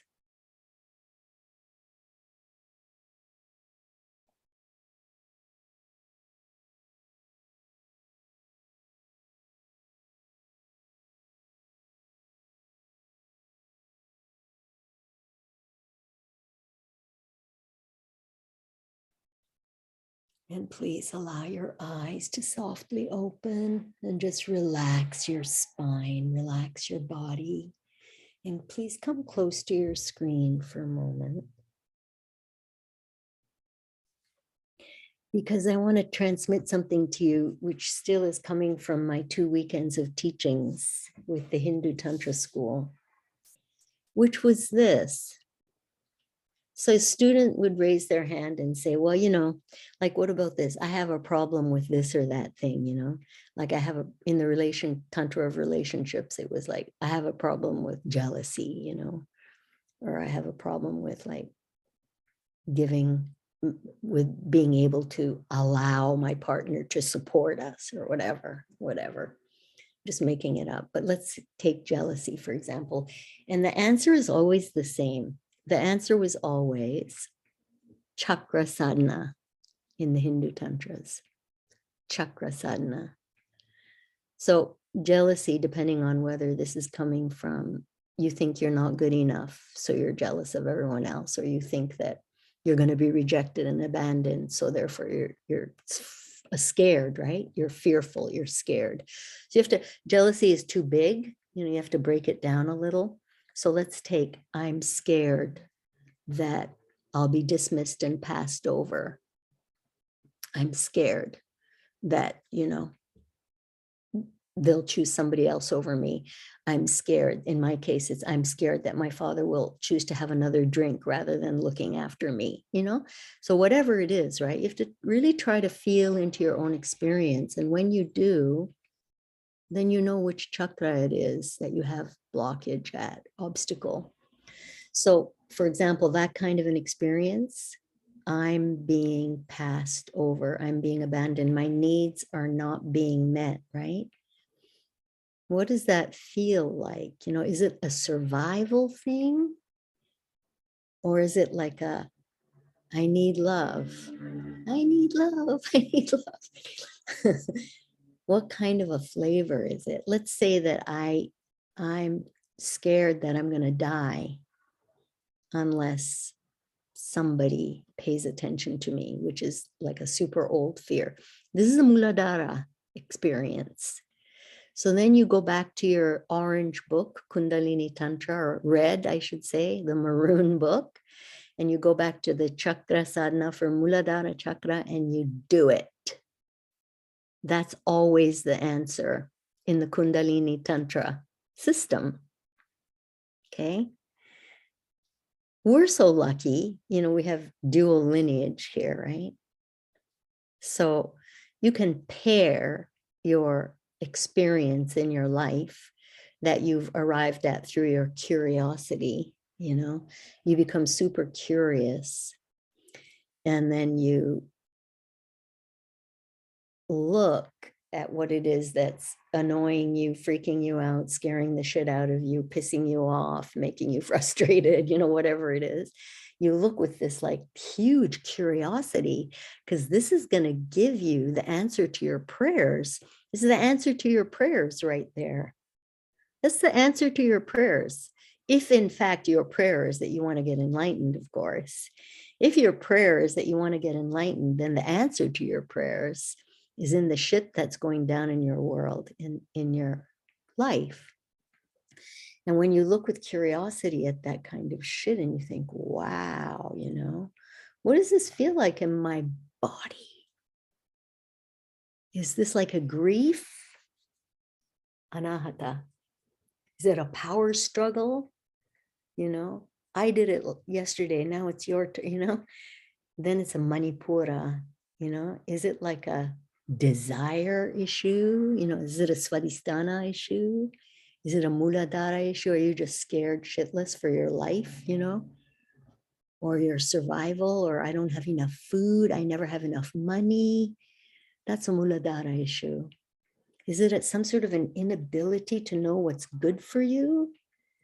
Like, do you select people, places, or things that it's not, you think, why did I do that? I did it to like feed my hungry Muladhara, or I did it to feed my hungry heart, but it wasn't like a really high level choice, This is a discrimination issue from Vishuddhi, right? And all of the clarity that comes from working like that brings you to this clarity of vision, where you can drop into your curiosity or drop into your Lama and say, okay, you do it, you take over, right? Or whatever you're choosing to do.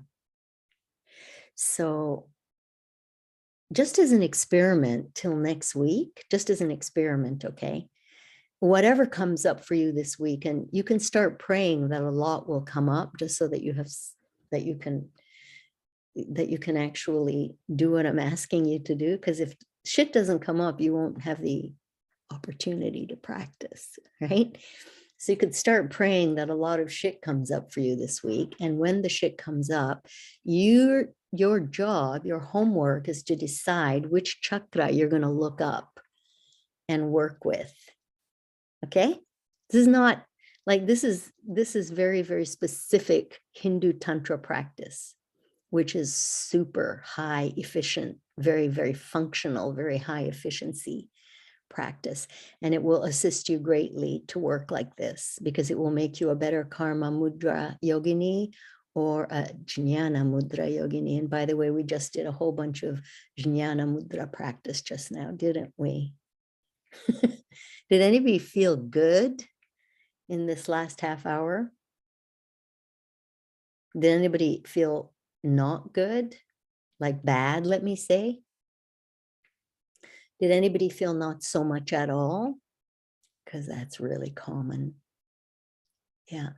So if you felt not so much at all, then this is the practice you need to do, okay?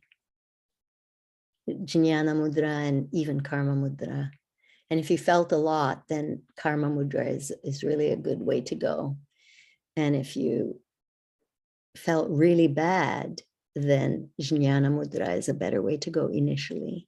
Let me say it again. If it felt really good, karma mudra is likely a good practice. If it felt really bad, Jnana Mudra is initially what you need to do. And if you didn't feel anything at all, you need to do it all. Jnana Mudra, Karma Mudra, just like tons and tons and tons of chakra activation and activation work, right? Okay, so these are very precious things that we hold in our body. Very, very, very precious resources. You know, these are the resources that we're always talking about, aren't they? I mean, if you have nothing else, you have this capacity to draw the energy of pleasure up to your higher chakras. And the illumination that that brings is like off the charts, you know, it's off the charts. Okay, so let's make an offering of that.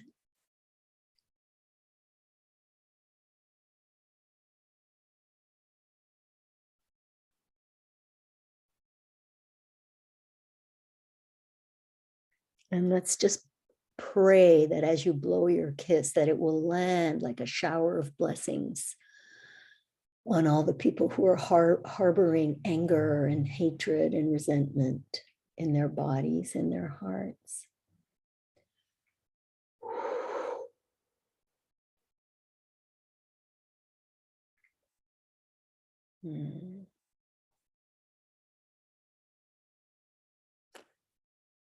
Nice, beautiful practice. Thank you, everyone. So, you know, if anyone is not here right now that probably would have liked to have been here for this practice, please offer it to them. You have to give it to them orally because they cannot have the recording. But like Carrie Ann, you know, I'm thinking about, I think she may have really liked to have been here. So I just want to suggest that somebody offer her a verbal transmission of today's practice, if she wishes, of course. And anyone else you can think of. I can't think of anyone else right now, but Carrie Ann is coming to mind. Zoe maybe, but you can see, you can feel it out. So let's take a 5-minute break and come back. So Eva, I'll leave it to you to pause the recording and all that and do whatever we need to do. And then everybody is responsible for. So Jnana Mudra is the cultivation and use and specific intentional directing management of orgasmic edge energy. The cultivation and the use of orgasmic edge energy by yourself without a physical partner. That's Jnana Mudra. And Karma Mudra is the same, the cultivation of the same, with a physical partner. Okay, that's all. That's the only difference. So, and these are the two, these are, you know, two, there are many more mudras than the ones that are in the book. And these are another two mudras, in addition to Sahajali Mudra, Vajrali Mudra, Shambhavi Mudra, you know. And they all have the same sense of doing something with a part of your body, you know, or with a partner, you know, or something, you know, Sahajali Mudra. You know what I mean? It has that sense of like sucking energy into a certain place, kind of an experience, cultivating a certain kind of energy and using it in a very specific way, right? That's what mudra is. So you can do a mudra with a partner, you can do a mudra by yourself, you can do a mudra with your elbow and your leg, you know, you can do a mudra with your two arms, you know, you can do a mudra with your fingers, you know what I mean? It's all a circuit, you're creating a circuitry of energy. Yes, always cultivating a specific kind of energy and then doing some kind of a circuitry with it. Okay, so that's that. And what I was going to tell you about what Eva was saying is that there was a term at Diamond Mountain, I think it was Book Jimpa Course 4, if I'm not mistaken, doesn't matter. It was one of the first, oh yeah, it was Course 4. It was the first Tantric Book Jimpa course. And it was all about what we were doing today. And it was all about like visualization of the of the physical partner in Jnana Mudra and stuff like that, you know. It was like a super important course, right? And I could not stay awake. I don't just mean for one class. It was like every single class. I literally couldn't stay awake. And Roger just kept bashing me, you know, because I literally was just going like this. It was a serious block. You know what I mean? It was a serious obstacle that I had going on. And I did everything. I tried to sleep the night before properly, a blah, blah, blah, blah, you know. But I couldn't stay awake in this first of the book Jimpas. So there's that, you know, there's also that, right? And then that kind of like sleepy dullness, we'll talk about it in Dalam, but that kind of sleepy dullness that you have, of course, you know, sleep enough and don't eat before you meditate, right? That's like the obvious things. And by the way, that also goes for Karma Mudra. You know, this is why, right? I have this rule with like sleeping with men. I don't know if you know this, but my rule is no alcohol, no drugs, no food, and no, like definitely no alcohol. You know, people love to drink before they're gonna have sex. Like I'm like, no. So, and it's this absolute necessity that your mind is perfectly clear and your body is perfectly pure before you practice. It's like doing sadhana at 6 o'clock in the morning, you know. Ideally, you want to do your Karma Mudra practice at 6 o'clock in the morning too, because that's the most powerful, effective time when the body is so clear and open and all that, you know. But you know, that's a hard sell for most partners.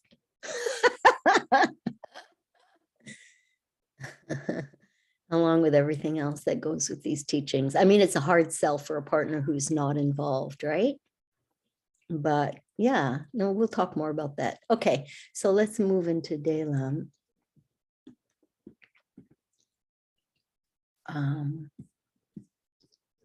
So Geshe-la is still talking about his guru.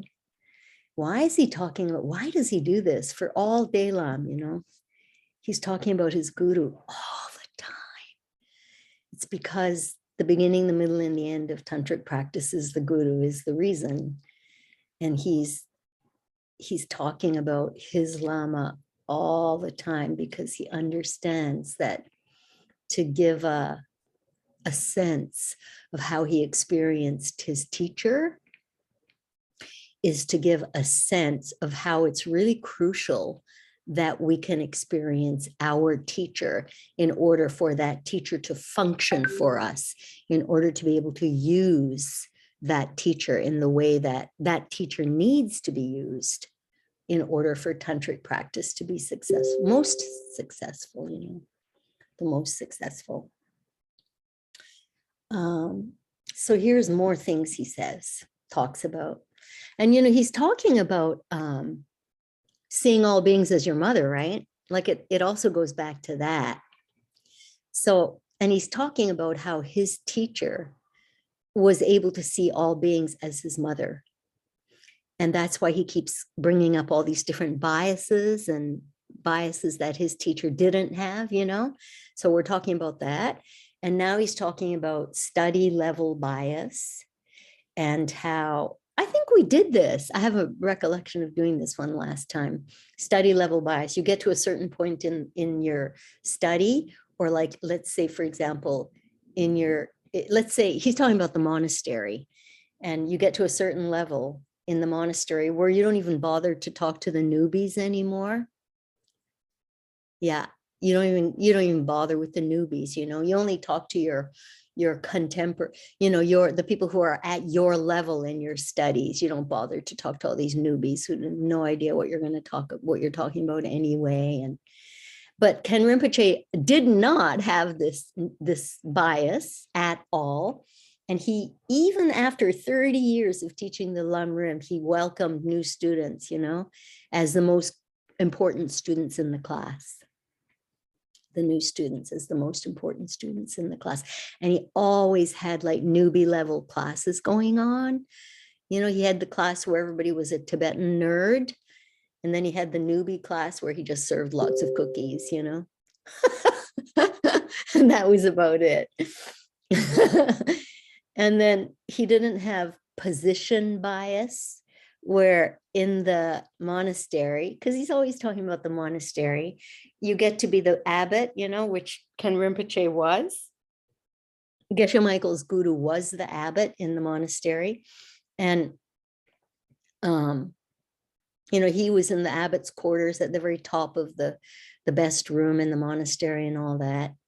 And when Ken Rinpoche got there, and everybody has to bow down to you, you know, when you get to be the abbot. And that's just the way it's done in monasteries. You bow to the abbot every time you pass them. When he got there, he suddenly developed this seemingly irresistible attraction to be around all the like the bad kids, the new boys in the monastery who were the brats, you know, like the bad boy kids the rebels who never obeyed any of the rules, and they were always in trouble and being punished for this, that, the other thing. He had a whole troop of these bad boy new monastery kids, and he'd take them up to the roof and give them candy and just hang out with them, you know. And by the end of the time that he was the abbot, he was up there with them chanting and memorizing texts. And of course, the ending to the story is that they ended up being the abbots of of monasteries in the future. You know, they ended up being the smartest and the most accomplished monks in the monastery, you know, like the real bad boy, the bad boys. And then he talks about how Ken Rinpoche never had this bias for where you live, and how when these people like Ken Rinpoche left the refugee camps in India, right? Because that's where they came from. Their monasteries ended up being in refugee camps in India because they all had fled from Tibet, and they settled in India, and they were given refugee status in India, and all their monasteries were under that umbrella. They were all refugees, and those monks who went to the West from those refugee camps would like immediately forget about everyone back at the camp, you know. Okay, now I'm in like New Jersey, you know, or now I'm in California, you know, or wherever I am. And they would immediately forget about the people who lived in the refugee camp. But Ken Rinpoche, until the day he died, had this high consciousness of his own monastery. And he was still sending all his income to his monastery, you know, back at the camps, you know, back at the camps. And then language bias, right? That's like how the British feel about American English, for example, you know, like they feel snobbish is how they feel, right? Anybody who isn't speaking with the Queen's English is massacring the English language, right? That's like an example of a language bias. And in Tibet, the way that Geshe Michael talks about it with respect to Ken Rinpoche is that the Tibetans, when they came to America, they had this thing that the Tibetan language was the highest and the holiest, you know, which is kind of like a hangover of Sanskrit, you know.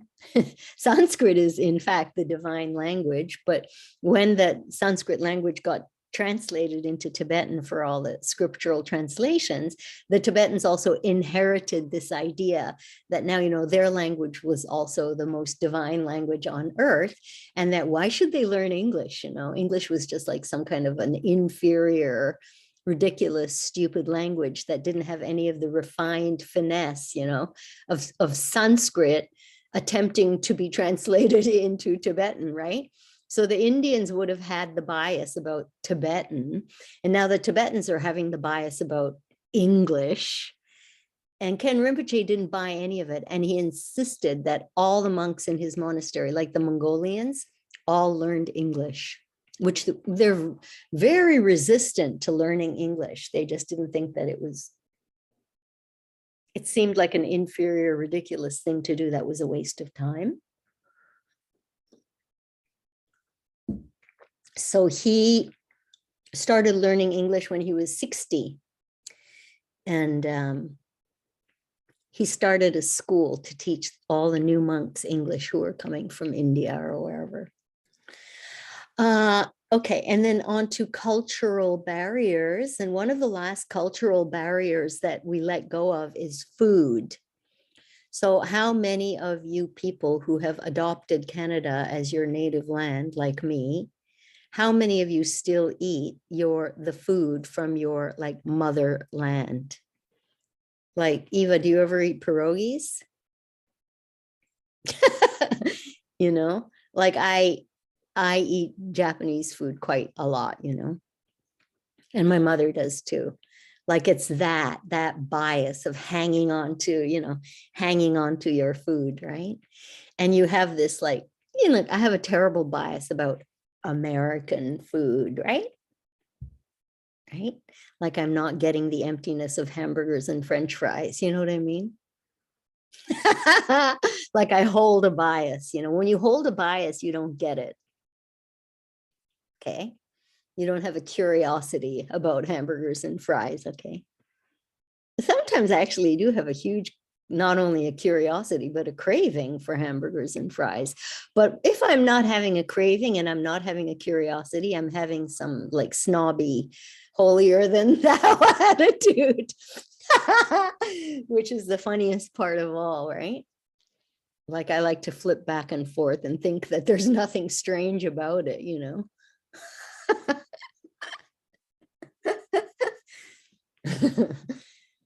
That's the cultural bias having to do with food. So he didn't have that.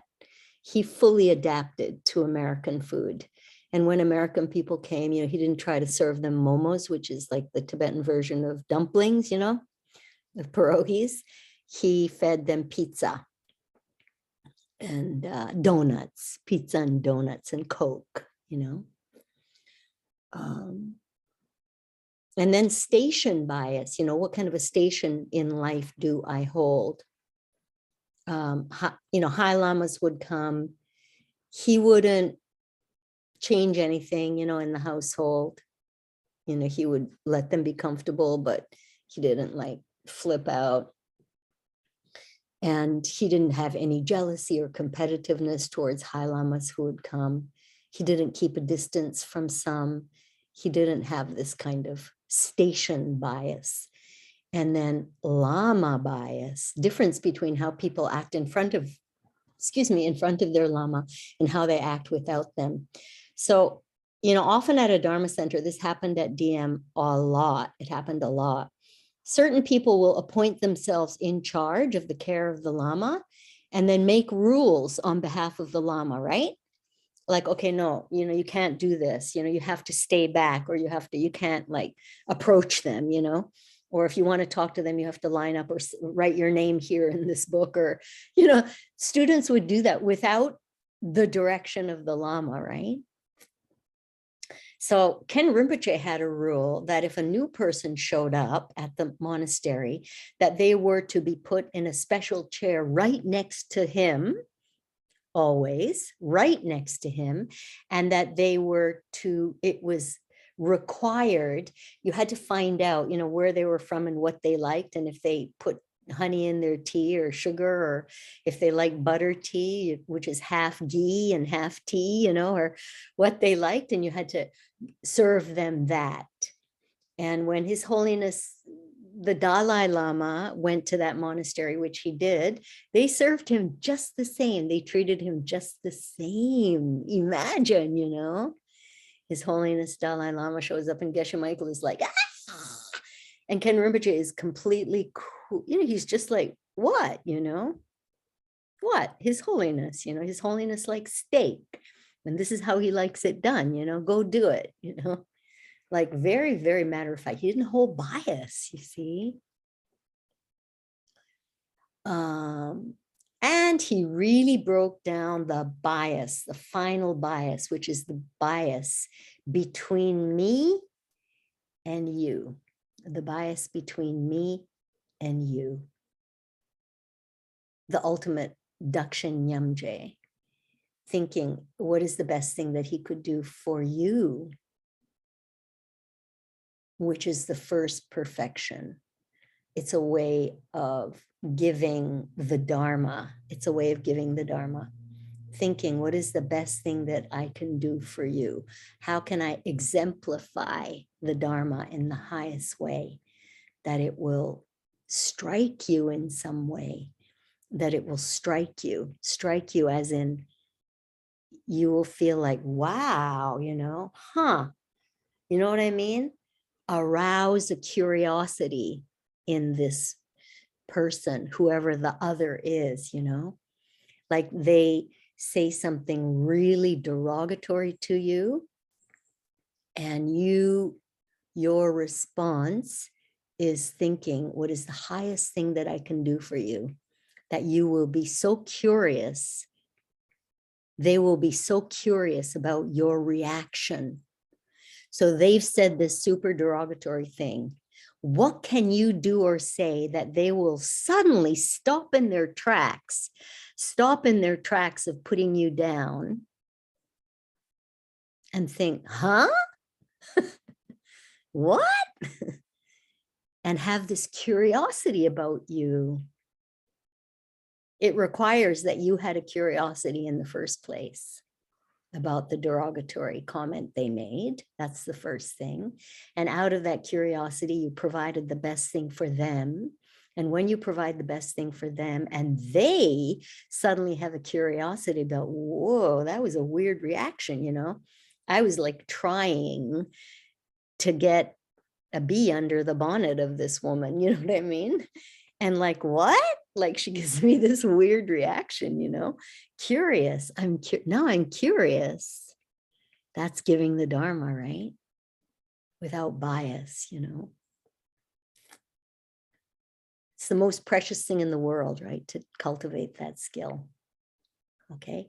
And it comes from creating, it comes from the creation, it comes from the cultivation of your sexual energy and lifting up that sexual energy up into your heart and into your throat and into your Ajna chakra, so that you feel it flooding your brain, you feel it flooding your skull and flooding your brain, and it completely fucks with the normal way you react to things. It completely does.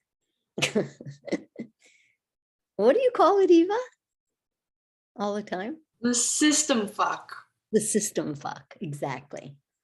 That's exactly what it is. So Ken Rinpoche was a master of that. He didn't care about anything, just that. And it was always because he was trying to figure out how to pay back his teachers, How do I pay back my teacher for this?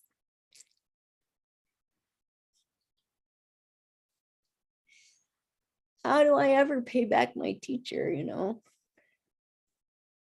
for introducing this way of living to me, that no matter what happens, I can use it to make myself happy.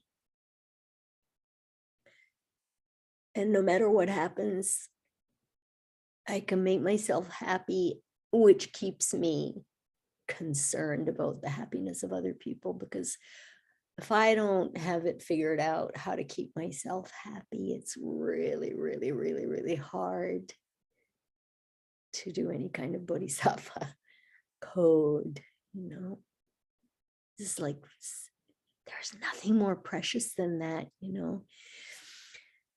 And the teacher who gave this to me, how do I repay him? Yeah.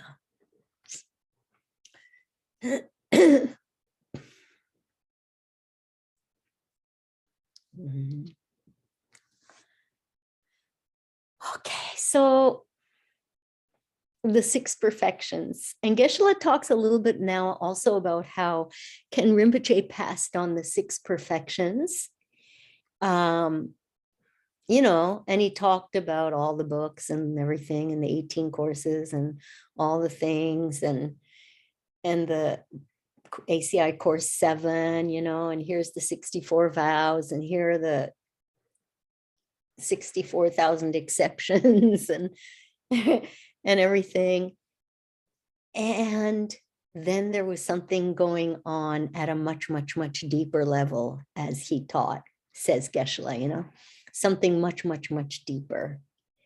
And at a much deeper level, he'd be communicating something that was completely different from the books, completely different from the books, you know.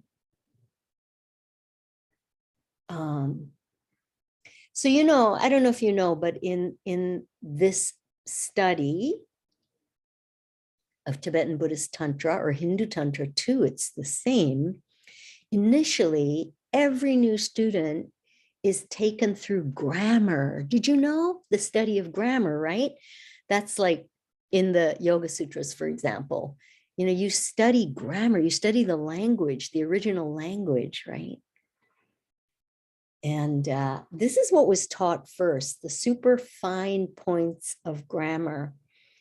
And the level, here's the other thing I'm so grateful to my teacher for, which I'm not paying back to him, you know, this manifesting to me as a scholar, not just a person who has studied Tibetan and Sanskrit, but a scholar. And not just a scholar like in the academic sense, you know, oh yeah, you know, I teach at Stanford University, you know, Sanskrit language. No, no, no, no, no, no. I translate the original Sanskrit texts. I translate the original Tibetan texts. And he translates them so perfectly that he has come to understand that the grammar, Sanskrit grammar, to translate from Sanskrit into Tibetan requires this unbelievable level of knowledge of Sanskrit grammar. And how do you transmit that into another language? And let me tell you what Geshe Michael says about that process. You know what he says about the Tibetan translations of the Sanskrit texts? Here's what he says. Write it down. Write it down. He says, it's a level of truth that the Tibetans required of themselves. What? It's a level of truth that the Tibetans required of themselves. It's a level of thoroughness and truth to go so deep into the study of Sanskrit grammar, Sanskrit language, to be able to translate it into Tibetan at a level of truth that is so extraordinary that Geshe Michael knows this because he knows both languages. He says it's perfect. It's perfect. The translations into Tibetan are perfect. But that takes a level of truth to yourself, right? The translators, the Tibetan people, you know, it's not just haphazard. And yeah, we kind of think it means something like this, you know what I mean? Like if you speak two languages right now in this moment, you have a sense of what I mean, right? Like you can translate something from one language to another, which is like, yeah, you know, it means this, right? But to really give a sense, it's really difficult, you know. I know that, like I know, especially like there are things in Japanese which it's almost impossible to translate into English. It's because there's no such sentiment, there's no such sense. There isn't the subtlety in the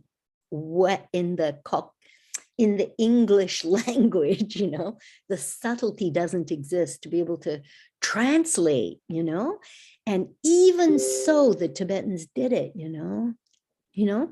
So Geshe Michael is really big on that. And the other thing that Ken Rinpoche talks about is, jokingly, he would say, like, he'd hear a Lama teaching this or that or the other thing somewhere, you know, and he'd say, oh, you know, he doesn't have any authority, or there's no scriptural authority in what that person is teaching. Or he would say, write this down as well, that was just an auto commentary without a root text. Let me say it again. That was just an auto commentary without a root text. Do you know what that means? Who knows what that means? Deborah, tell us. That was an auto commentary without a root text. It's like, what does it mean? Useless talk. Yeah, exactly. Wow. It's No just useless talk. useless talk, you know? How do you do an auto commentary without a root text? Okay, so we cannot infect a lineage with our own puny understandings, okay? And this, I can tell you, is my problem with most of what is taught in the world today and called Tantra. It's not so much that it's not authentic, it is, but it's super infected with understandings of people which are not part of the lineage.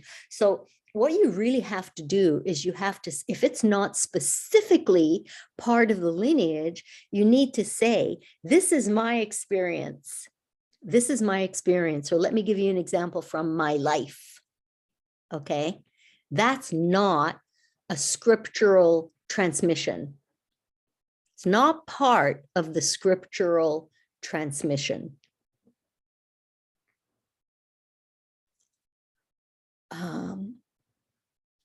So, and then Geshe Michael talks about Ken Rinpoche teaching really, really short texts that the students were required to memorize. And we were required to memorize a lot at DM.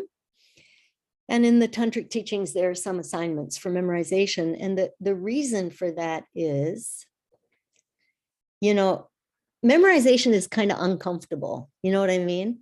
Until you actually memorize it, right? It's like really tedious. And he says, Ken Rinpoche always said, if you want to be comfortable, you'll never be a great thinker and you will never attain bliss. If you want to be comfortable, you will never be a great thinker and you will never attain bliss. And he required his sutra students to memorize texts. And Tantra teachers will require you to do different things to not be comfortable, or your own internal karma system will ripen situations for you, which will keep you uncomfortable. And the more committed you are to that path, the faster you can move, which means the more you'll likely be uncomfortable for a lot of the time, which takes me back to curiosity.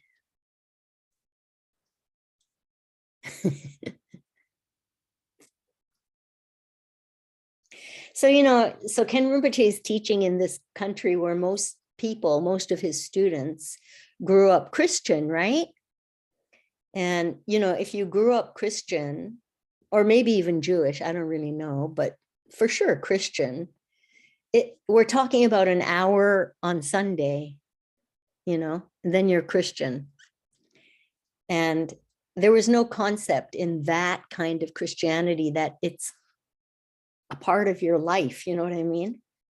Like it's intended as a part of your life, you know? And it was that you went to church for an hour on Sunday. I remember I had a huge argument with my ex Roger one time in retreat, I think it was. I'm like, I am Catholic, you know, Tsog comes naturally to me. I wrote something like that in a note. Tsog is a tantric feast. And he writes back, you're not Catholic. I'm like, I am. And so we had this written, I remember it, a written argument about I'm saying, oh, yes, I am definitely Catholic, and he's like, you are not. I've never even seen you go to church, I've been in a relationship with you for 20 years and I've never seen you, 23 years, I've never seen you go to church. I'm like, that has nothing to do with it. And I still consider myself to be Catholic. And actually, I consider myself to be devoutly Catholic right now, devoutly Catholic. And I never go to church, ever. Well, that's not true. Once every 5 or 6 or 7 years. And I go to confession with my Lama way more often than I ever did when I was like going to confession in church. So, and the ceremony that I do right now is very, very close to Catholic Mass. Transfiguration is the #1 practice in the Catholic Mass. You may or may not know that, where you change the body and blood. You change water and wine and bread into the body and blood of the divine, and then you partake of it, right? If that isn't tantric, I don't know what it is, but it's Catholic, in fact. So, but whatever little people got, if it was an hour on Sunday, fine, so be it, it has its effect, it has its little effect. But Ken Rinpoche not only got people memorizing these little juicy little texts like the Heart Sutra, which is not that short, but anyway, the Heart Sutra, God forbid the Diamond Cutter Sutra, which is pretty long, but Ken Rinpoche, according to Geshe-la, set up a meditation space for him in that house in the monastery in New Jersey. So one day Ken Rinpoche says, okay, come, Mike, here's your room, here's your meditation cushion, here's your bed. This is where you meditate. And he gave him a carpet, a meditation carpet, a Tibetan carpet. And he taught him, Ken Rinpoche taught Geshe-la, that especially in tantric practice, your body is your temple, your world becomes your temple, and that your practice is going on 24/7. And as you expand your notions of space and time without plant medicine or psychedelics, it becomes 25/7, 26/7, 27/7, 28/8, 30/10. Do you follow me? Do you follow me? That's what my Malaysian accountant says to me, because he's talking to me about my income tax return. Do you follow me? And I'm like, Do you follow me? You carry your spiritual practice around in your cells 24/7, 34/7, 34/12. As your sense of time expands. And it's not the books, and it's not the church. It's not even the concepts. Or it is the concepts, but it's your experience of the concepts.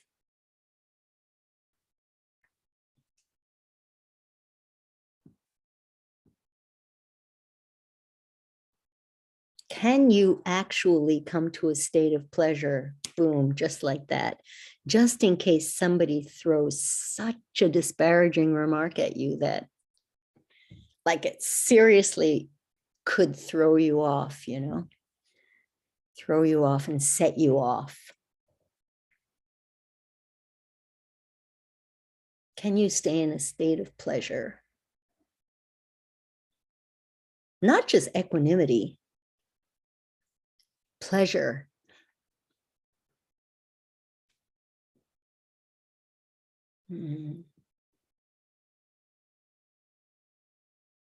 So Dalai Lama, or not Dalai Lama. Oh yeah, Dalai Lama. Dalai Lama did a commentary on Abhidharma, which Ken Rinpoche thought it would be useful to translate for the American people. It's very complicated, but the first 50 pages of that commentary has debates about things that you don't learn until way, way, way later. and weird arguments about things you've never heard of, And Geshe-la said to Ken Rinpoche, I don't know what you're talking about. Like, I have no idea what you're talking about. And the teaching that he got was this. The teaching that my Lama got was this. You don't have to understand a thing. Don't question your Lama. It's backwards to you because you need it backwards right now in this moment.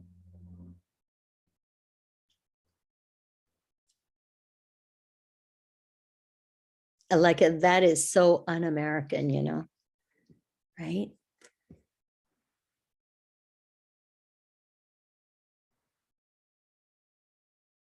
And then I remember this happened all the time too at Diamond Mountain. Like we'd be doing the Vajrayogini feast day sadhana, which is quite long. And we used to pass the manual around the room, the temple, and each person would read a page, right? And then sometimes a student would skip a page accidentally or something, or 2 pages, or go back. Anyway, they made a mistake, And sometimes the Lama would do that. And Geshe Michael says, wow, the Lama is taking me on a trip, Maybe he's taking me into the mandala right now. He skipped a line. Wonder where he's taking me. Curiosity. Wow, I think the Lama is about to take me somewhere. And if you raise your hand and say, Lama Ji, you skipped a line, then you've missed the milkman. You've missed the milkwoman.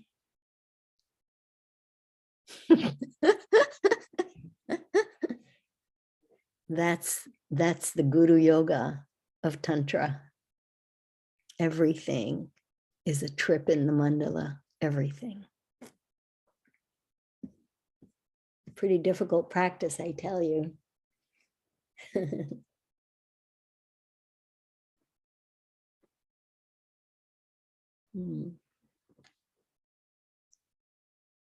So, okay, so we'll move on to the homework a little bit.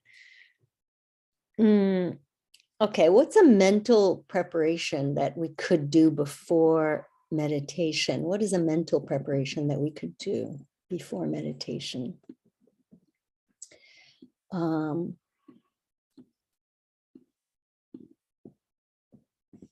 Hang on a minute.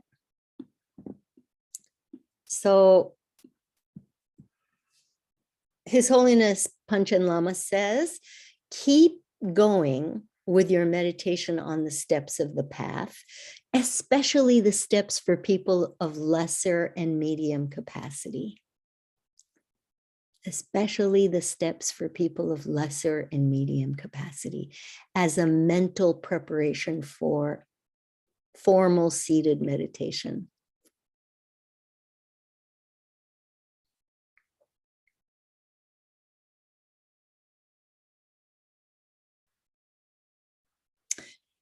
And then he wants to know, what kind of place should you go to do a serious meditation? And the kind of place that we are instructed to go to, whether it's Hatha Yoga Pradipika or what it is a place which is conducive for our own frame of mind, which is totally isolated, a good place with good friends whom you trust, caring for you, where when you go there, you immediately experience that your mind is less complicated. And your mind just gets clear by virtue of the fact that it is isolated, that you do feel comfortable and cared for, that there's no disturbance going on. There's less to see.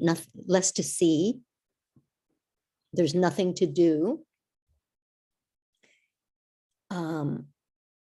Where, and this is a really, really interesting comment, where the caretakers almost have more faith in the retreat than you do. where the caretakers have more faith in the retreat than you do.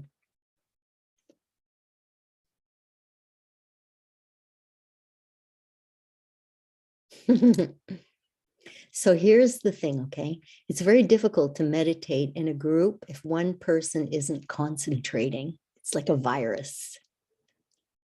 And that's why I remember Lama Christie would, first of all, kick people out of Bokjimpa meditation class if they hadn't done their meditation journal. And she would also kick people out who were talking or making too much disturbance, you know, fidgeting or anything. She'd just call you out, you know. She'd call you out.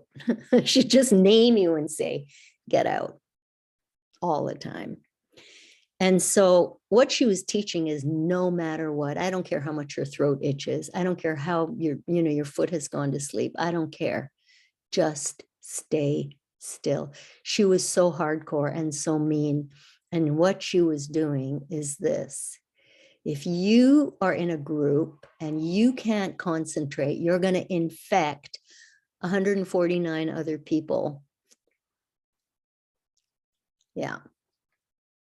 So, and then Geshe-la gives the example of being on retreat in India, where they would be going into Mona, right? Silence, into Mona.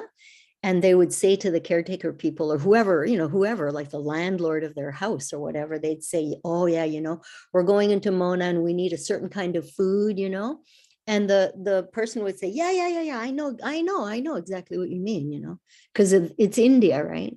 It's India and they know it's kitchery or whatever, right? They know. So that's what you want, right? You want to surround yourself with people who know. You want to surround yourself with people who have more faith than you. You want to surround yourself with people who are not going to infect you. Okay, so it has meaning at several different levels, right? Another karmic preparation is to keep your morality. And the example that he gives is pretty cool. Just quit blabbing to other people before you go in to meditate. Quit blabbing. Blah, blah, blah, blah, blah. And he says, if you quit blabbing to other people before you meditate, the rest will take care of itself.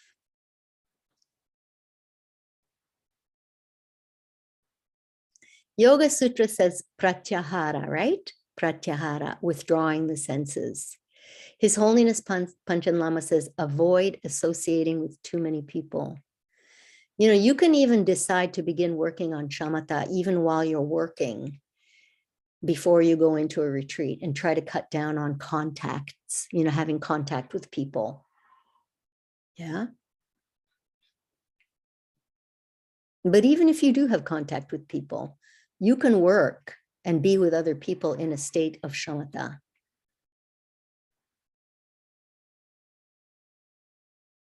Because the less you blah, blah, blah, blah around, the more likely you are to be keeping your morality, which is why monks routinely go into retreat, because it's the easiest way to keep your vows, I mean, at least you're not acting on your thoughts. You may be having the thoughts, but you're not able to act on them because you're in retreat and there's no one there, blah, right?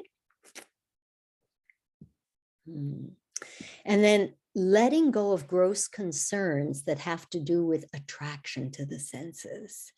This is really interesting, this one, Like I noticed this with myself. I noticed that since I was in retreat, my obsession with food has diminished. Like I tend to be much more contented eating whatever there is. And it's very simple. It doesn't need to be simple, it doesn't need to be elaborate and like really, really take hours to prepare and, go out for extra shopping trips and things, right? Because you learn to make do with what you've got in retreat. You don't get groceries till next Wednesday and you can't like call anyone or go yourself and you just make do with what you have, And you learn to be very simple, very nourishing and very simple. And this is very interesting to me because my mother really notices it and she takes great offense at this, right? Like your food is so simple, you know? And then I realized that, yeah, you're right, it is, you know, like I never go to any kind of like really great lengths to make stuff extra fabulously, fantastically, like sensually sexy. And I actually take that as a very important teaching from her, because you can also go the other way with being so simple. You know, it's like wearing sweatpants all the time, right? It's the same energy as that. It can go that way. It can go that way. So I'm giving you both ends of the stick, okay? Wearing sweatpants all the time because you were in retreat for 3 years is the same as eating so simply that like you're just like there's nothing going on with food prep. This is kind of like anal and doesn't serve a tantric life. Okay, so there's 2 ways you can go with it. If you're overly obsessed with food preparation, then you can go towards simplifying your needs and your wants. And the other example he gives is books. You know, you cannot meditate well if you have books all over the place. He says, just have the books out that you are actually reading or studying. I don't know, I know I've told you this before. Roger and I boxed all of our books before we went into retreat, all of them, except for Swami Satyananda's thick textbook, Tantric Practice textbook, and ACIs and Tantra manuals, Bokjimpa manuals, all the DM material, but always behind curtains, you know, never visible. And just a few other books, and everything else we boxed it. And guess what? When we came out of retreat, we didn't even open the boxes. We just gave it away. And then it was really hilarious because then I met Clara, you know, sometime later. And then Clara moved to Gabriola. And then one day I'm at Clara's house and her shelf is lined with like several of our books. I'm like, where'd you get this? Oh yeah, she got it at the, what's that thing called? The secondhand on Gabriola. Anyway, whatever. There, you know, where we gave it all, you know, and then it ends up, of course, it's going to end up on Clara's shelf, right? So that was really beautiful to me. This is the beauty of that, you know, giving away what you're not actively using. If you need it again, buy it, you know, it's perfect. Spend money on Dharma books over and over on the same book, you know, it's perfect. What object is the highest for developing shamatha? Who knows the answer to this question? What object is the highest object for developing shamatha, single-pointed focus? Yes? Somebody?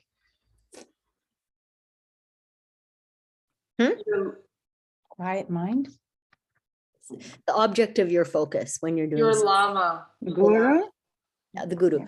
So the guru, you know, either the Buddha or His Holiness Dalai Lama or Jesus or Mary or your Lama or Sri Patabi Joyce or Paramahansa Yogananda or whoever it is, right?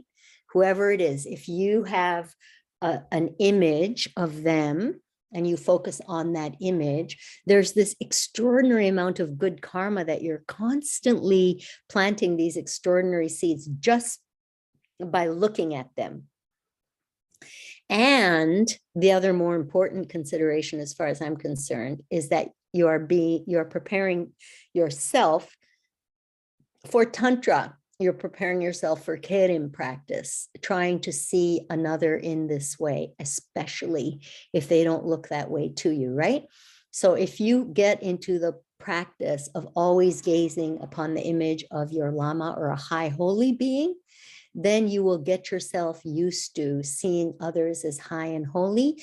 And then one day you will be able to see the most terrifying, hideous human being as a high holy being if you've been doing that meditation for years. And that is the true tantric practice. That's the true tantric practice, you know, the most difficult tantric practice, you know, Hitler, Putin, you know.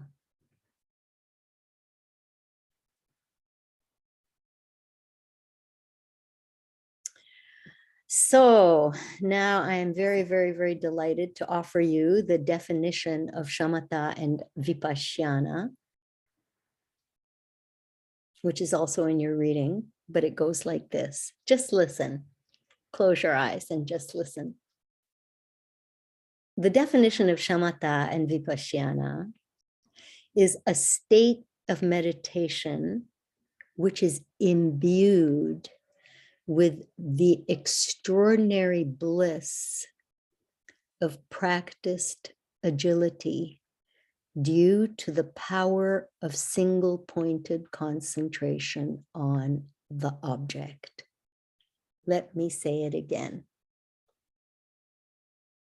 A state of meditation which is imbued with the extraordinary bliss of practiced agility, that's shamatha, due to vipassana, which is the power of single-pointed concentration on the object. It's that extraordinary state of bliss that comes from single-pointed concentration on the object. Shinjang, fluidity.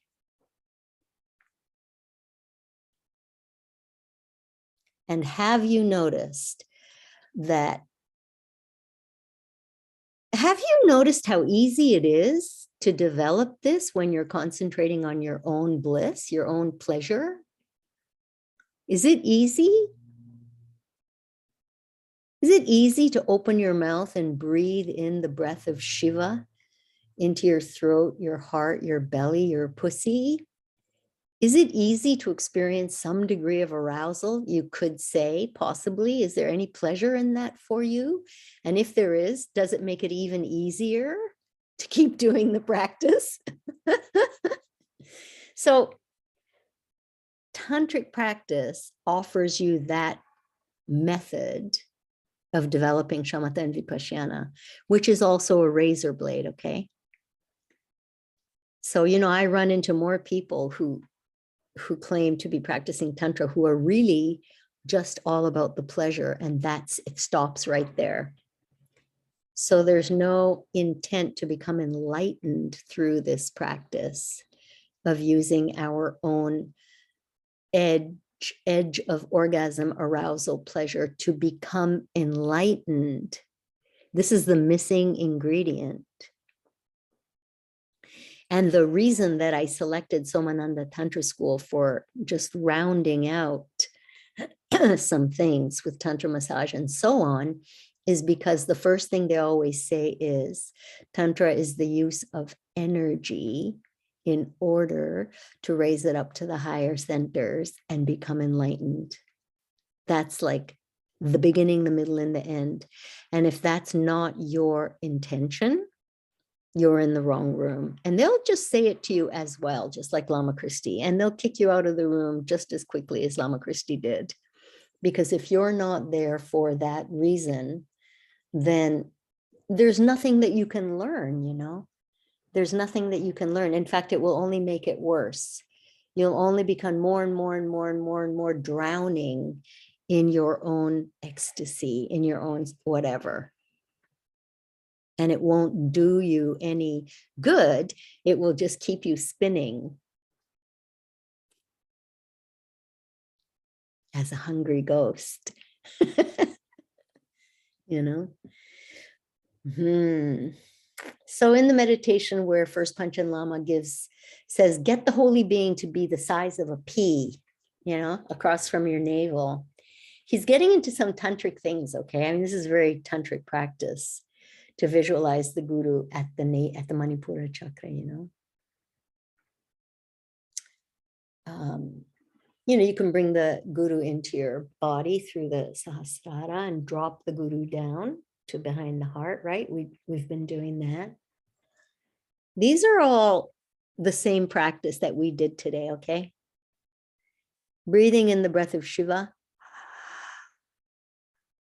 is the same as dropping the guru down the central channel in behind your heart. Whichever gives you more ability to single-pointedly focus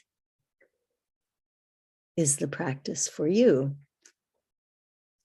If you have a greater capacity for focusing single-pointedly on the ecstasy of the breath of Shiva as it hits your throat, your heart,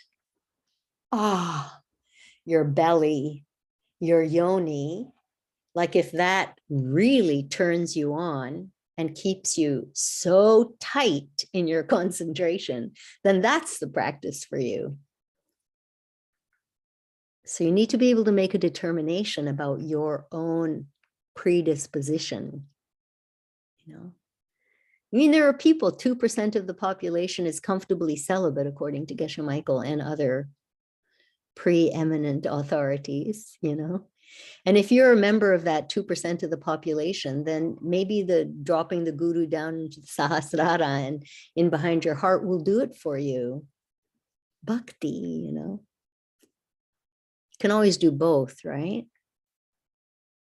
I find both to be super powerful. So what about if you're focusing on this guru that you're dropping down, or the one that's across from your navel, or seated directly in front of you, and you're very, very successful in holding shamatha, single-pointed focus, on this guru, and the image begins to shift and sort of go psychedelic, you know, and stuff, and change colors and whatever. So the advice is, do not allow this to happen, because you're just going off on like some trip. You know what I mean? Your Ajna chakra is open. When the Ajna chakra opens, this happens. You start to have this kaleidoscope thing going on, and this psychedelic thing, you know, lots of colors, and the objects start going like this and pulsating, and like LSD, become LSD-ish. You know what I mean? Those of you who know. So if that happens, you want to go back to the original image of the guru, okay? You do not allow that to happen. You don't go off on some trip. You go back to the original object.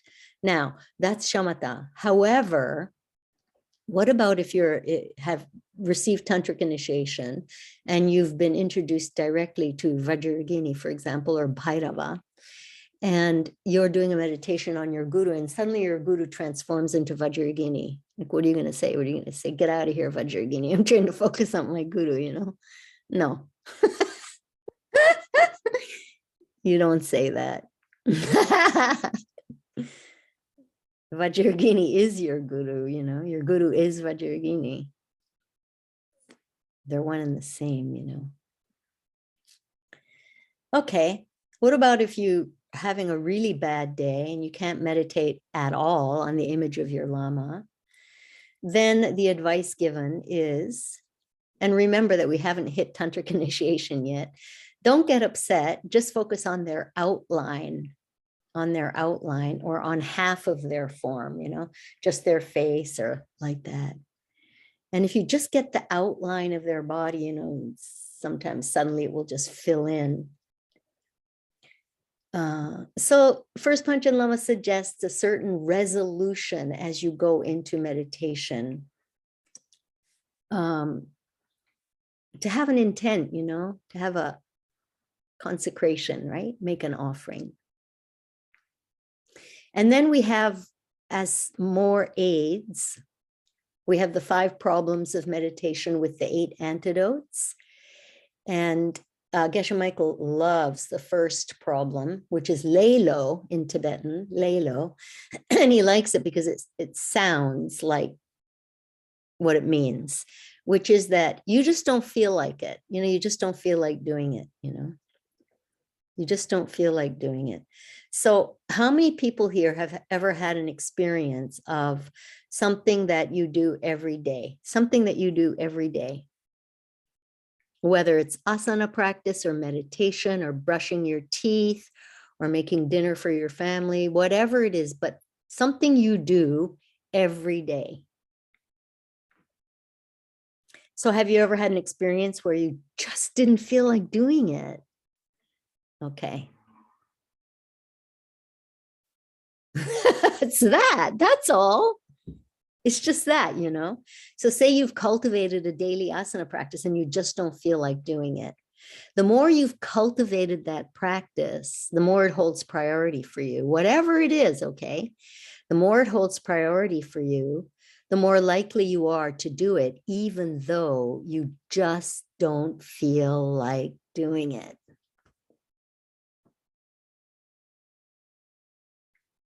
Which means do it.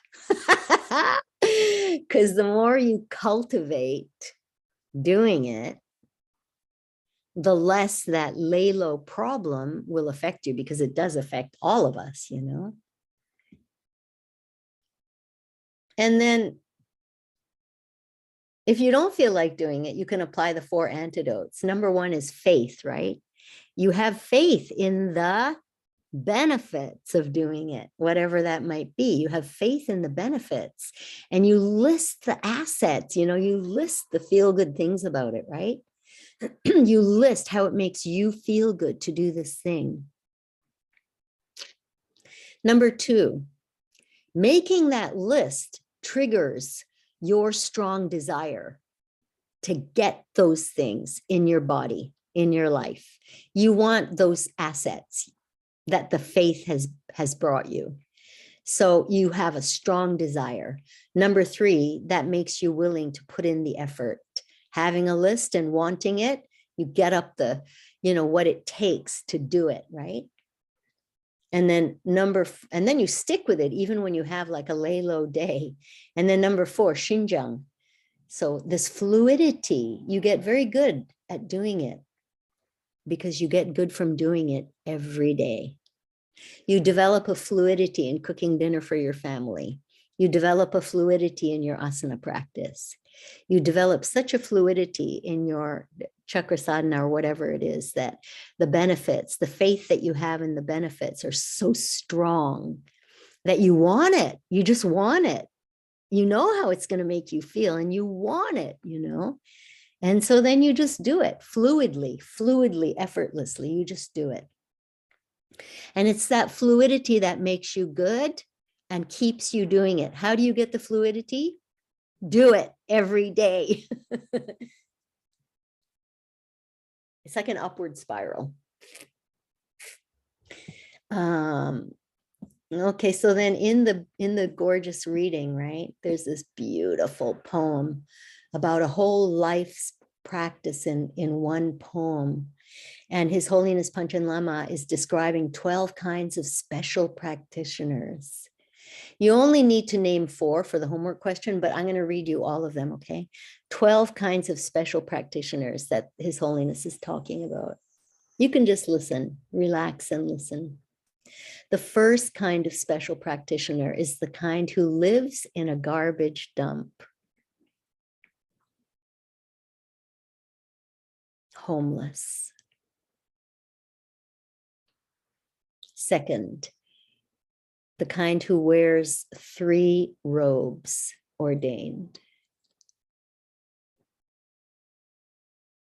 Or maybe the kind who wears the same clothes every day. Or maybe the kind who eats only leftovers. Or who doesn't eat after 12 o'clock noon. Or who lives in a cabin in the woods, in a hermitage. Or maybe one who sleeps at the foot of a tree.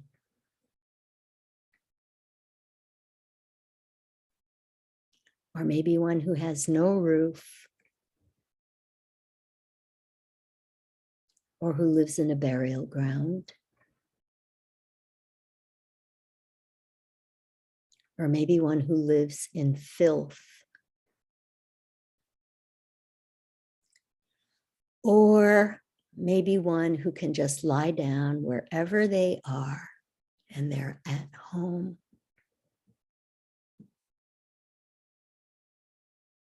Whatever it is, he says, rip out the roots of the 8 worldly worries, get out of the city, get into the desert, get into the forest, get into the mountains.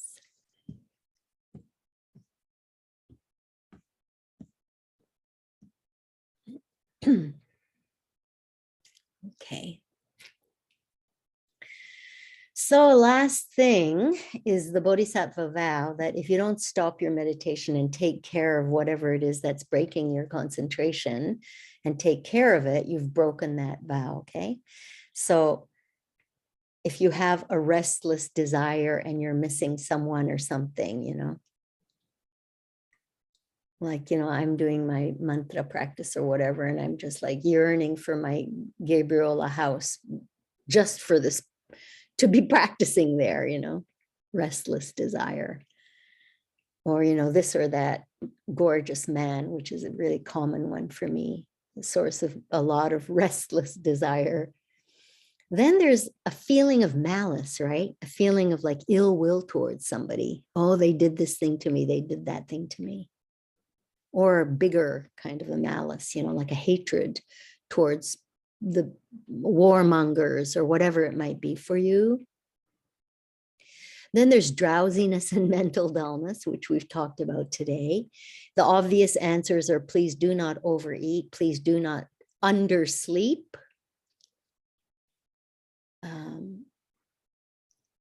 And if you do undersleep, please do not try to drink coffee to counteract it. You know, this just sets up a vicious circle.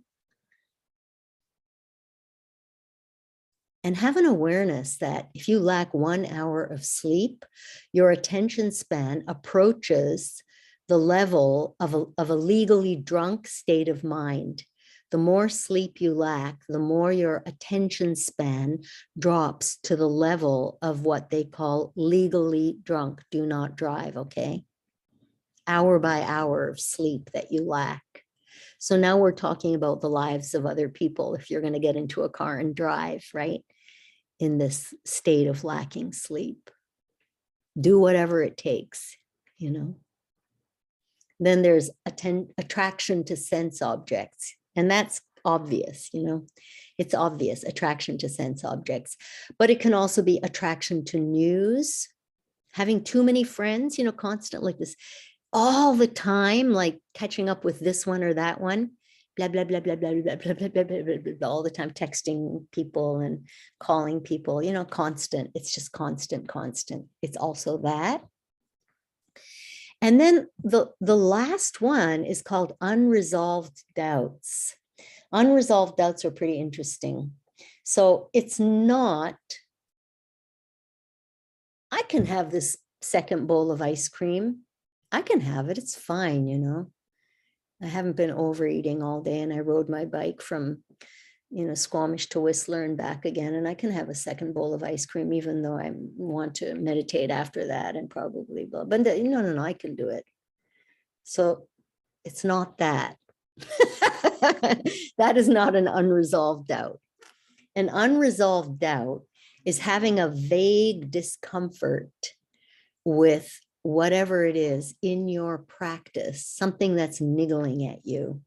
Oh, you know, now Padma's gone to some weird tantra massage thing and now she's going to be a sex worker. And I don't know if this is the right lineage for me. And what is she up to this time and what's going on? That kind of, that's an unresolved doubt that requires taking some action. Do your research, resolve your doubt, you know. Do your research, see what's really going on. Resolve your doubt, deal with it. You can't allow that kind of a doubt to take over your mind and your body. It's not, oh, you know, should I party tonight or should I not? That's not an unresolved doubt, okay? Okay, so that's class for now. We have finished class 5.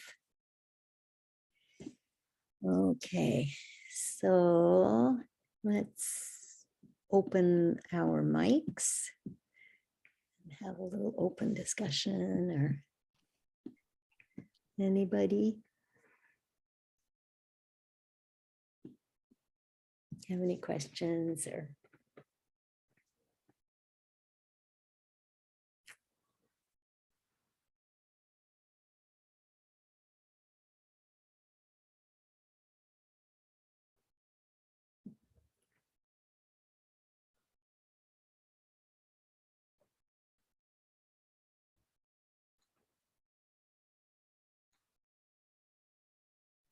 Yes, can I ask a question?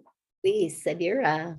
Um, Sorry, this is more of a repeat of something that you had mentioned and gave examples for, the station bias. What was that again? Your station in life, your status in life. Okay. Yeah.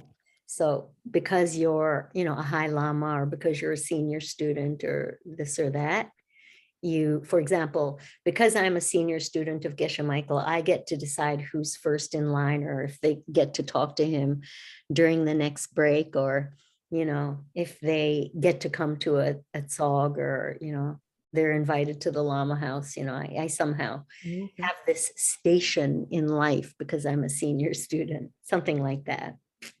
And that was, thank you. And that was different than Lama bias. That was the example for station bias. And Lama bias was, Status is different from Lama, right? So Lama bias is where, now the Lama's in the house and I'm going to act completely different. okay. Right. The treating In a the, way in a way that's not coming like from the heart, you know what I mean?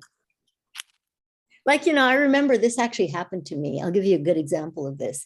There were times when I dropped on my belly in like complete, like, I was like overcome, I was overcome in my subtle body, and I would drop onto my belly when Geshe Michael arrived in the temple. I would just drop onto my belly. And then there were other times where I noticed that I was prostrating because, everybody was prostrating and he was arriving, and I noticed that I would go up to the Lama house to give him something or something like that. And when he opened the door, I didn't drop to my belly. Like, what's up with that? You know what I mean? No one's around. So now I'm not going to prostrate. I didn't even think of it. I just noticed it later. Right? So the bias is simply like, could we not operate like that because there's a Lama in the house, Lama's in the house and everybody's prostrating. So, oh my God, I have to prostrate too, Well, how about this? What if we're meeting at a cafe, me and you, and do I prostrate in the middle of the cafe? Or is there like a smaller way? Please don't. But Geshe Michael talks very often about a time when he was at Safeway and he saw Vajrayogini and he dropped onto his belly and then he circled her 3 times to the left, which is what you're supposed to do. And he almost got arrested. That's what he says. Like they thought, oh my God, who is this guy? He's, so, but Geshe Michael is Geshe Michael, and Geshe Michael drops to his belly if he sees Vajrayogini. It doesn't really matter where he is, So that's tantric practice, But if you're asking me, I would say, no, please don't prostrate in a cafe. That's what I would say. And Geshe Michael, like, last time I saw Geshe Michael, I always call him Holy Lama. And he kept saying, no, no, no, no. And Venerable Jungmei said, no, he doesn't want to be called that anymore, Yvonne, and I'm like, whatever. I don't care.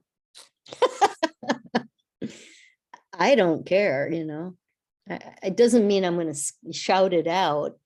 But when I'm talking to him, I call him Holy Lama and I try to do it very discreetly and quietly, but I do it. I don't call him Mike because everybody else is doing it. I call him Holy Lama and I don't care that he's saying, no, don't do that. I just do it quietly, So that's 2 answers to the same question of yours, Sadira. Were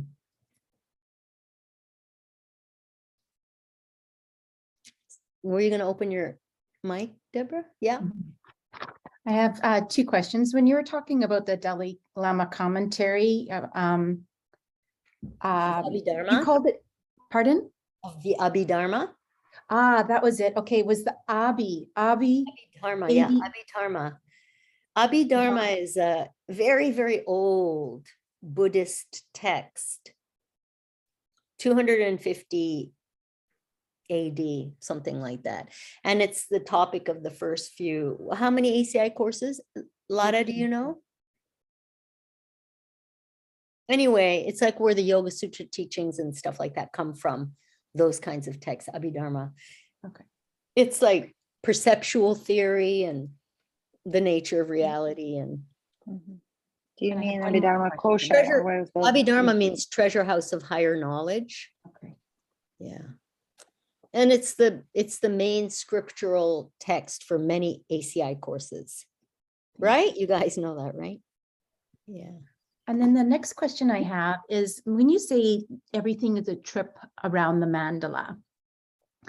Now, obviously in the early days of my spiritual teachings, the mandala was something that we drew, that we used as a place of concentration, and then we would take our mandalas and use it as a yantra, and Like a we yantra. incorporate it in different ways. Can you explain to me what you mean by everything is a trip in the mandala? Yes, in it that would be sense? my pleasure.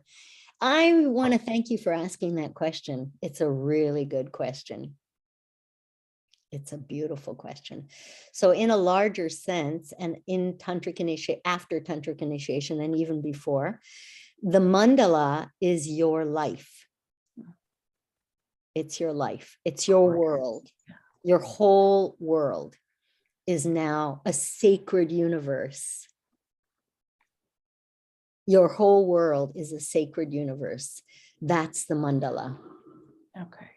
So sort of applying it like the segments of the, it almost then becomes like the wheel of life, like where Yeah. instead of having 4 quadrants of a mandala, you actually have this circular vortex. It's your whole life and your whole world. It's 5D, not just 3D, but 5D. And it's where your body is the mandala, the sacred universe, right? A mandala is a sacred universe, even if it's like a 2-dimensional yantra. It's a sacred universe, right? That's what it is. So your body is the sacred mandala, your room is the sacred mandala. And then eventually your whole life, your whole world, and everything in it and everybody in it.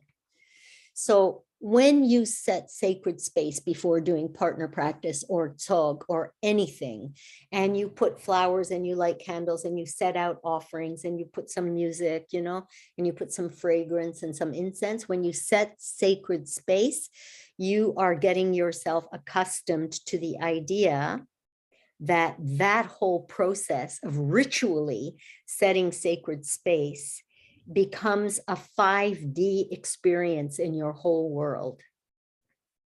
A 5D experience in your whole world.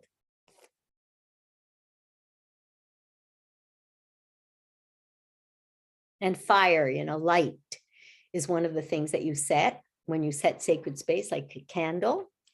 And, then it could manifest as an irate person, bringing you wake up, light, fire, power, pissing you off, making you crazy, light. It's like illumination, right? So you see what I mean? Your whole world translates into an altar, a sacred space, a divine universe. It's such a beautiful question. Well, I'm so glad you asked it. Mandala and then Jnana Mudra, Karma Mudra, those were super beautiful questions. Anyone else?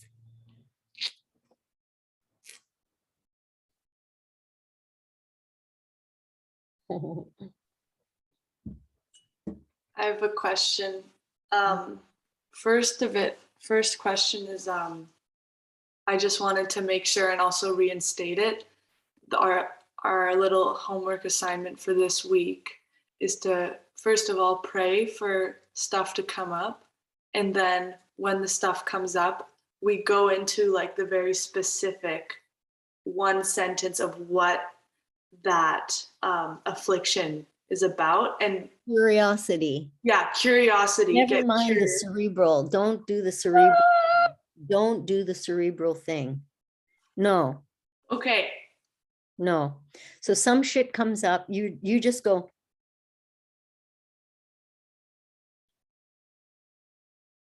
Curious. And Open then- your mouth, open your mouth.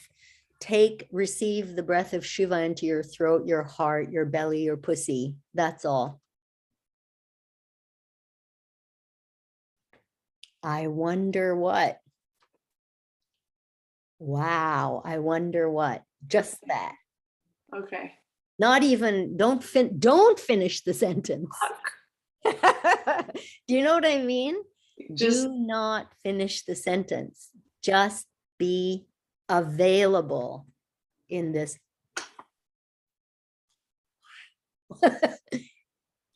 State of curiosity.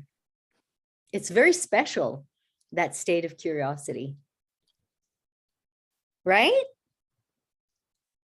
It's like listening, to a faraway sound or something, right? Has that same sense of everything is available to receive. Because if you're curious, there's no specific particular thing. It's just curiosity. That's why I use the example of that curiosity is the most powerful inducer of learning.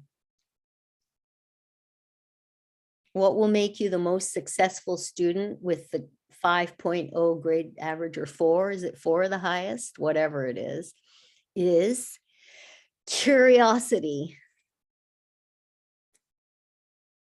Nothing else, just curiosity. What did you say? Powerful inducer of? What did I say? What is the most powerful inducer of success in learning anything is curiosity.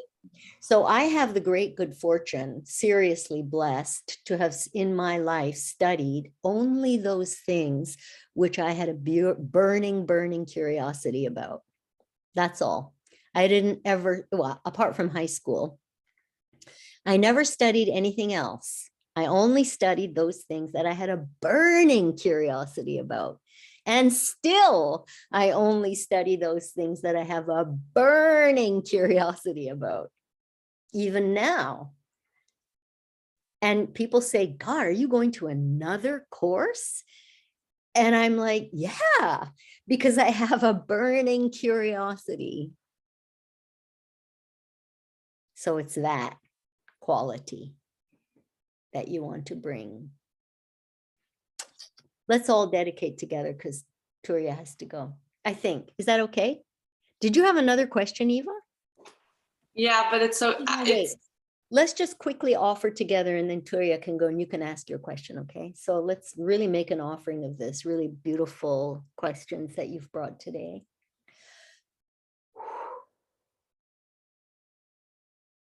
Thank you, Tanya. Have a beautiful day. Okay, see you. Okay, Eva G, go for it. What's your question?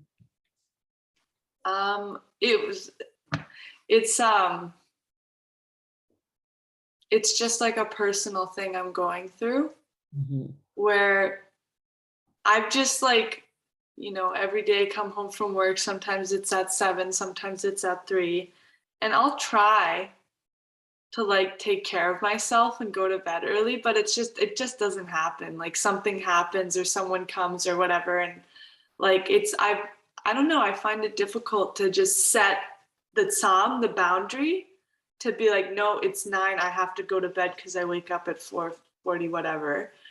And like now I'm just thinking maybe this is just what I have to do, is just like ride this out and surrender. And I'm struggling. I'm always I know I'm diamond dealing myself one way or another. And even that, I'm having a hard time wrapping my mind around and making sense of it. And it's just, yeah, like for sure, like I'm tired. Usually I'm not full on every day. And, you know, I can't offer myself fully when I'm tired. And then I'm going against what I really want to do. But it's difficult for me. It's very, and I struggle, like, it seems almost impossible for me to just cut it with whatever I'm doing, or like even just taking that extra step of care for myself, making the boundary to care for myself and go to bed early. And that's just what I have to say. I don't know. You're talking about dozens of different trees that you're trying to grow, though. Yeah. Like, is the tree that you're trying to grow taking care of myself? Or is the tree that you're trying to grow getting enough, like feeling rested? Mhm. Or you know what I mean? Yeah, that's the thing. It's like, it's not necessarily the case that going to bed early means that I'll feel rested. Yeah. So it's kind of like, Yeah. And I mean, like at a certain point, that kind of cerebral masturbation, mental masturbation really bored me. And I opted in favor of physical masturbation, yeah. in favor of mental masturbation, because it brought me better results, So then when I just bathed myself in an aura of pleasure and allowed myself to, I just trusted. This is what I do. I can only tell you what I do. I just trust. So sometimes I'll I don't even say I have to go to bed now. I just say, good night. I don't have to explain anything to anyone, really. Like here at my mother's house, that happens, like it's happened to me that I said good night and I had to go sleep in her bed for a while till whoever left. And I could come to my bed in the living room floor, But anyway, the point is, and sometimes I just stay up, but the point is, yeah, the greater question is, and you can always actually take it back to the curiosity. You can take it back to the curiosity, if you're manifesting a lot of things that appear to be the reason that you're so tired. Mm-hmm. If you approach that whole thing with a state of curiosity, then it can be quite surprising what comes as the teaching. You know what I mean? Like, I don't know, maybe the teaching is you don't value yourself, or maybe the teaching is you actually hate going to bed early and getting up early, you know what I mean? Like it could be any one of a number of different teachings, right? Which would be more true for you and feel more true for you. And curiosity can allow that open-mouthed Shiva breath to come, Yeah. It's not even, yeah. And that has a lot to do with being clear with what I'm so hung up about, because it's not being tired. Being curious about it. Yeah. Yeah. Curious is different from hung up. You know what I mean? Hung up, you're judging yourself already. Yeah. Maybe you're, feeling bad or beating yourself up somehow. Curious is a whole different prana flavor from hung up. Isn't it? Absolutely. Yeah. It's already like you're not in that little mini samsara. You're in a correct worldview right there. Yeah, you're in a more, yeah, exactly. You're in a bigger permission field for yourself. Yeah. You're in a bigger vibration. You're in a higher vibration because you're in a bigger permission field. You're in a higher vibration. You're rotating. You're higher. You're just higher. Up. Generally, the consciousness is higher in curiosity than in being hung up. because you're so whatever, you're so shitty about this or that, or, blah, blah, blah, Thank So- you. And, in curiosity, if we notice that there seems to be a lack of value for self, it's still a curiosity. It still has a sense of curiosity rather than judgment. It's like, oh, interesting, I'm not as important to myself as da da da da da da. Oh, how interesting. So it's still a different flavor completely. Yeah. Yeah. Thank you. Okay. All right. Love you, precious Dakinis.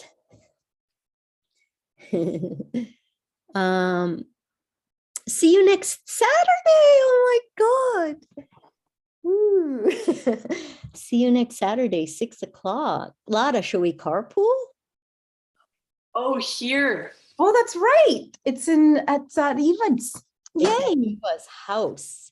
I think That's maybe fantastic. I thought that you will be staying at Eva's the no, night why don't before. we carpool? Okay. Because I thought about staying at Eva's, and I realized that Eva needs to set up the room, and we don't need to be packing away my bedding and stuff on that day. So Eva, you just set up the room, and Lara, shall we carpool together? Okay. Yeah, I think so. That's a fantastic And- idea. You'll send out I the would love address, that. Eva?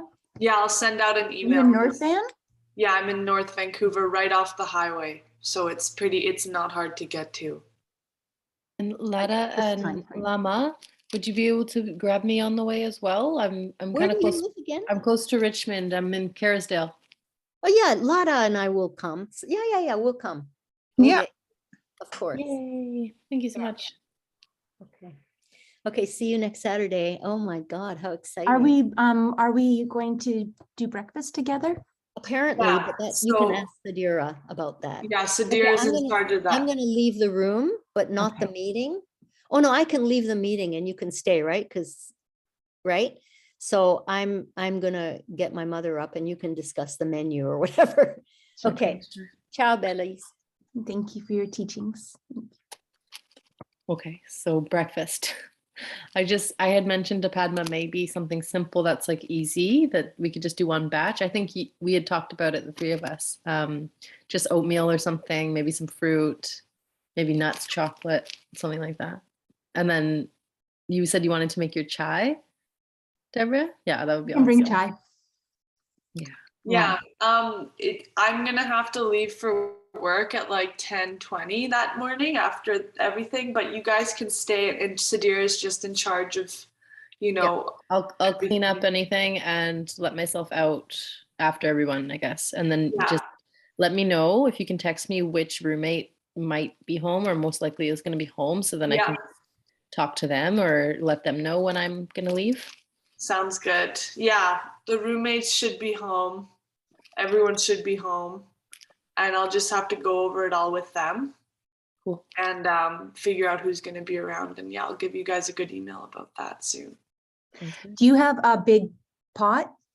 I have an Instant Pot, or I have like a other like enamel. Just like a Dutch- soup Yeah, pot, like a yeah, big I soup have one. pot? Or I Yeah, can that- bring one of the two. I just have my chais just in bags. So Right. while we're doing the practice, we'll just bring it to boil before the practice, and then we'll throw the bag in and it'll steep nicely for the end when we need it Perfect. for breakfast. Yay. Or I can bring it, but we're not going to have chai tea before before we practice anyways. So, Mhm. right. We'll just have it after. And Eva, you make oats in the Instant Pot ever or no? I have made oats in the Instant Pot, and we could do that. It might I'm be. wondering if I could even pitch you some money if you had it at your place, and then I have so many. Yeah, well, in the Instant Pot, yeah, any kind of oats will be fine. I usually do steel cut, but for that morning, I have a lot of rolled oats, and I wouldn't. It's all good. Okay. That works, I have yeah. lots of so oats too. I could bring something that we wouldn't have to prepare, and you could maybe do that overnight. I Yeah. can soak some goji berries or something to put in the Ooh. oats. They're so good. Yeah, we'll see. Yeah. Simple but decadent, Mhm. Gojis. think I'll go make that right now. Hmm? I think I'll go make that right now. Yeah, I'm gonna eat. Oh, Yeah, love you. I'm gonna fast. So love you, love you. Love you both. See ya. Oh, did I tell you the latest of my little fence?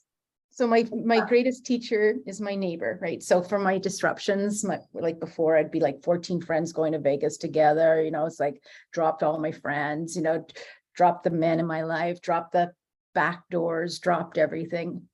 And now for the last 2 years, my delivery milkman is my neighbor.